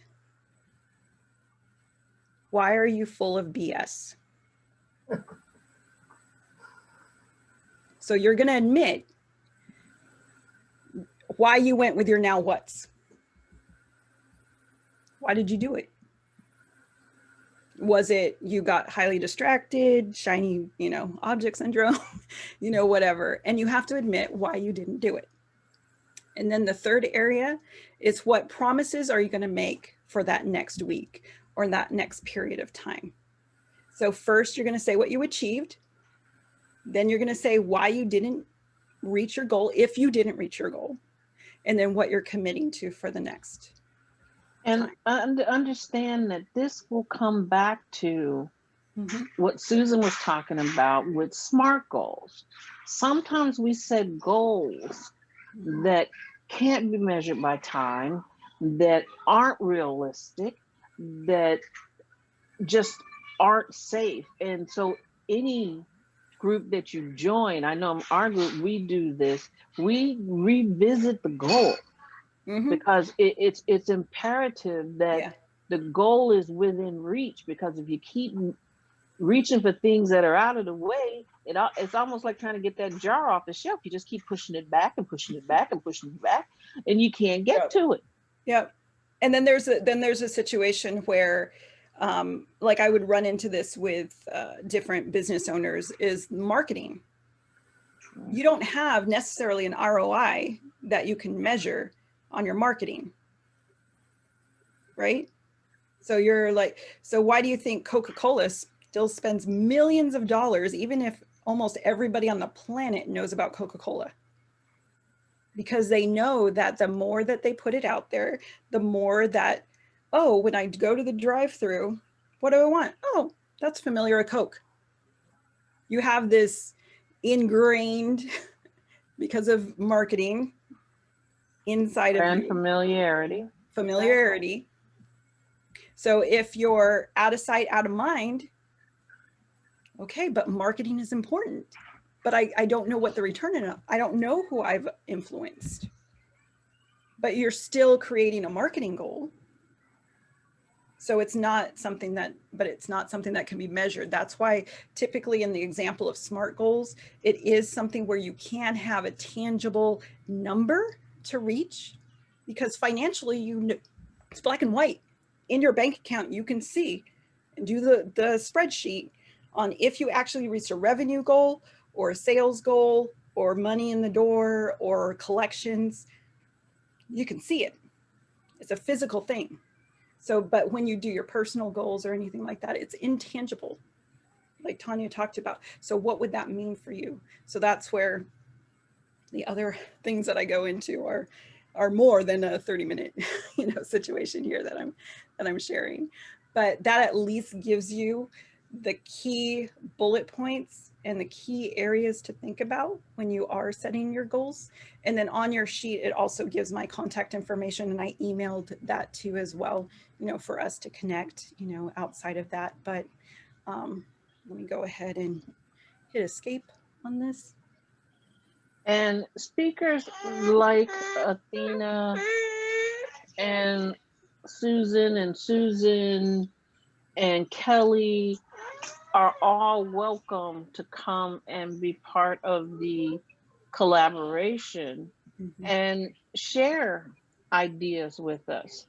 I mean, I know I've hit the brick wall a couple of times this year and really had to reach out to Athena and say, I don't want to do this.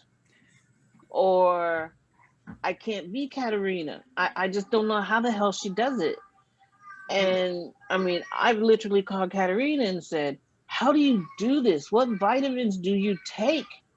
Woman, I can't run everywhere. And I shared with you earlier, I feel really guilty about not being able to attend all of the events. Get that dog out of here. About all of the events that I missed. Because I think people are thinking really bad of me because on Sundays I have no technology Sunday. Literally, that's why those hearts are on that calendar. Yeah. I have to take care of my heart. The only thing I watch on Sunday is Hallmark Channel. That's it. And then also with that, does anybody know who Gary Vaynerchuk is? Maybe not. So one of the things that he talks about is one of the things you have to get over is what other people think. Eliminate that. Because a lot of times, as women, we're people pleasers. You might have that, that tendency in there, like, oh, what they're doing is important, and I need to support or something like that. Doesn't matter what they think. You are creating your empire. And in order to do that, it's being very mindful of how you're making your choices. And it is a choice every time you do something. Every time you think about something, is that supporting you or not supporting you? And if it's not, stop, reassess, then move on. Because you all have that in you to bring out and really identify your needle movers. Because a lot of us can get caught up in operations, because I know, like being a bookkeeper, I was a bookkeeper in accounting for years, you know, and some of us, you know, with spreadsheets, and we like our planning and we like our things like that, you know, and it's all like, you can really get caught up in that. But in order for you to be the voice and the person of your business, it requires that shifting. So then you know that, yes, I could do the bookkeeping myself and I can do it very well. But could I actually outsource that? And what would be the needle mover for me to create my new program or to do that? Because I'm the only one that can do that. I can't outsource it. Or unless you want to bring on a partner. But that's all a choice on what it is that you're doing. So, any other questions? Good stuff. Love all of you. Yeah, well, thank you very much. And you're the first ones to be able to see my new material. So Congratulations. Yes, thank you. mm-hmm. Yeah. So it's all you, Tanya, and you're on mute. Thank you guys for letting me know I'm on mute.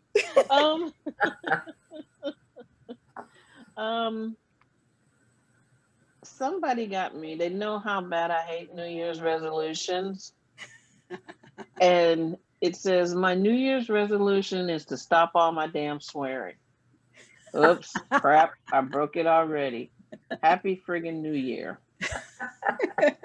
That's funny. Awesome. Cute. So Funny. I'm working on that. Yeah. So for me to get on stage, that's why I'm like, this is hard. This is so hard. I want to call bullshit when it's crap, you know. Well, be authentic, Tanya. That's all I can say is be authentic, and don't feel guilt. Like, remove guilt. That's really hard for some people, is to remove. Yeah, it is. Feeling guilty about that, or comparison. That's the other thing. You just have to be aware. Your journey is completely different than somebody else's, and maybe it requires a little dialing back, so then you can catapult forward. Exactly. That's what I've had to do, because just the thought of within 6 weeks we did 3 events, and 2 of them were 2-day events with over 30 people. That's just speakers. And I was just, it's no wonder I got sick. It is just, no wonder.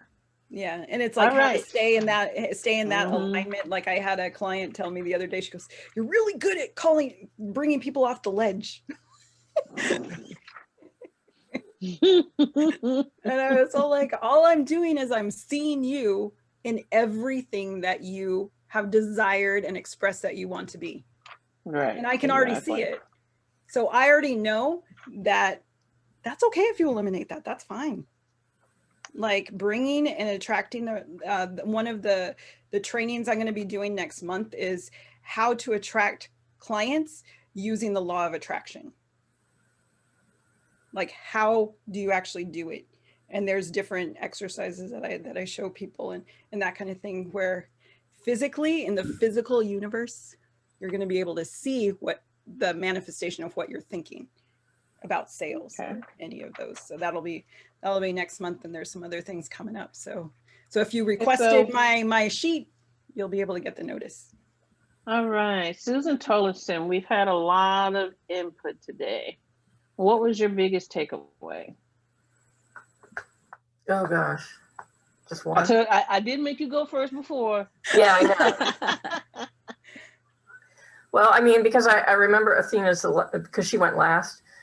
I really resonated with a lot she was saying because I teach the same things, some of the same things about choices and awareness and those types of saying no, those types of things. So I appreciate that she put it in a exercise that you could follow to what's the word? Unbury that stuff. There's a word for it that I can't think of. Flush it out. Flush it out. Yeah. And see, they both talked about the same thing, but the presentations were totally different. Yeah. And we all got something from each presentation. Yeah, I got something from everybody. Susan S., what's your takeaway today? I was not clear on what today was going to be at all. And I was resistant in the beginning, and then I realized I really needed this time to do planning that I don't give myself. So that's the first thing. And the second, in the process of doing this goal setting, I realized that I could have an $11,000 sales month. I did not. See? Oh gosh, and that's more. so cool. Yes. That's awesome. I love that. I love that. I'm glad. Well, I'm glad you were here. And next year it'll be bigger, but I again I like small intimate groups so people can share and not feel embarrassed or judged. And I'm very careful with who I invite. Miss Kelly, take the mute button off. No. I remembered that time. I remember. Good girl. So it's interesting because, as you said, a lot of us cover the same types of things, but we each have our own approach. And I loved hearing different people's thoughts and approaches on the same subject matter. That was great. And Tanya, I'm going to say my biggest joy was you commenting from your perspective on all of these things, because you're our client, you're the customer that we're trying to reach, and your frustrations are the problems we're trying to solve. So obviously you have huge expertise and you've got a lot of stuff going, but I think that was really wonderful that you interacted so much with everybody. And that's the workshop provider in me, and that's why in live events, I do a lot of live events, and none of my live events when I'm doing a workshop have more than 20 people, because I'm a teacher. So I like to call on people. I want you involved. I want to ask you questions. Because if we'd have been in person, you guys would have been given 10 or 15 minutes to color. And I might have brought my grandson with me so you could see him color and him sit there and smile the whole time. And I stumbled on that by accident because I just took him with me one day. But we all looked, I said, guys, look at him. Look how calm he is. He's happy. Where did we lose that? You know, it was really something to watch and something to see. So that's just me. Thank you so much for the compliment. But that's kind of the way I run my classes, and I have missed being able to do that this year. That's why we're doing the collaborative. Yeah, and I love it. I think it's great. Oh, can I just interject one thing? When you were talking about the speaking and all of that, I think you may be discounting how much influence you have by giving all these different events. You do have a speaking role, and you are creating influence for yourself and what you do by doing those things. So for you, I think you have a unique position where you're speaking at every single event that you host and every single event that you create. You are creating that kind of influence there. And you're showing your mastery. And this year, I've decided that I'm not having any MCs. I'm going to do it myself. Oh, good. Jennifer Darling gave me a nice, loving conversation that really helped me see and helped me stop comparing myself to other people, because that's not fair to me. Yeah. It's just not. Okay, everybody in the beginning, I asked you to make a list. Oh yeah, where's my list? Mm-hmm. Okay, I'm going to share a couple of things that I don't want to see in 2021. I don't want to see any more closed workout gyms. I don't want to see any more toilet paper shortage. I don't want to see any more Trump. I don't want to see any more Judy Giuliani with his hair running down his face. And I don't want to need to watch CNN. I want to watch it because I enjoy looking at Don Lemon and Como and that gorgeous Anderson Cooper. But I don't want to watch it because I have to watch it because somebody's done something really stupid, and Korea's dropping a bomb and Little Rocket Man is shooting rockets at California. So anybody else want to share it? Can I take Kelly? your list? Sure, no problem. There are a lot of things like that where I'm just like, I can't watch the TV right now. I'm sorry, I can't. I just can't do it. Mm-hmm. Yeah, super intense. Yeah, I thought more local, not so much global. And I put hesitation. These are all about me. So last year I hesitated to speak, so I don't want to see that anymore. Procrastination, which I don't think is a real problem for me, but I have so many things I want to get done that it's like I can't hold back and put anything off, and I have to be right on top of it. Poor health, which my health is generally pretty good, but as we talked in the beginning, I really don't want it to slide. I need to make that a priority. And then the last thing I said was discouragement. Right, exactly. Susan S., do you have anything you want to share from your list? I want to see racial injustice go away. That's my vision. And I'm trying to work on my own part of that. And then, well, if you ever want to talk about it, we can. Thank you so much. That makes me want to cry. We can, because we've had wind down Fridays, one of my wine o'clock wind down Fridays. That's all we did was talk. We talked about hair. We talked about stories.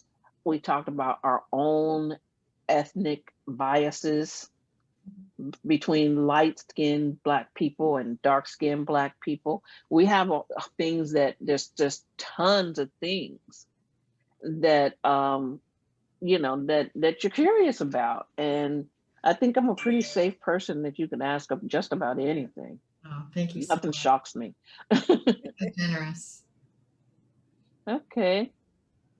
Anything else? To leave behind putting work in front of well-being.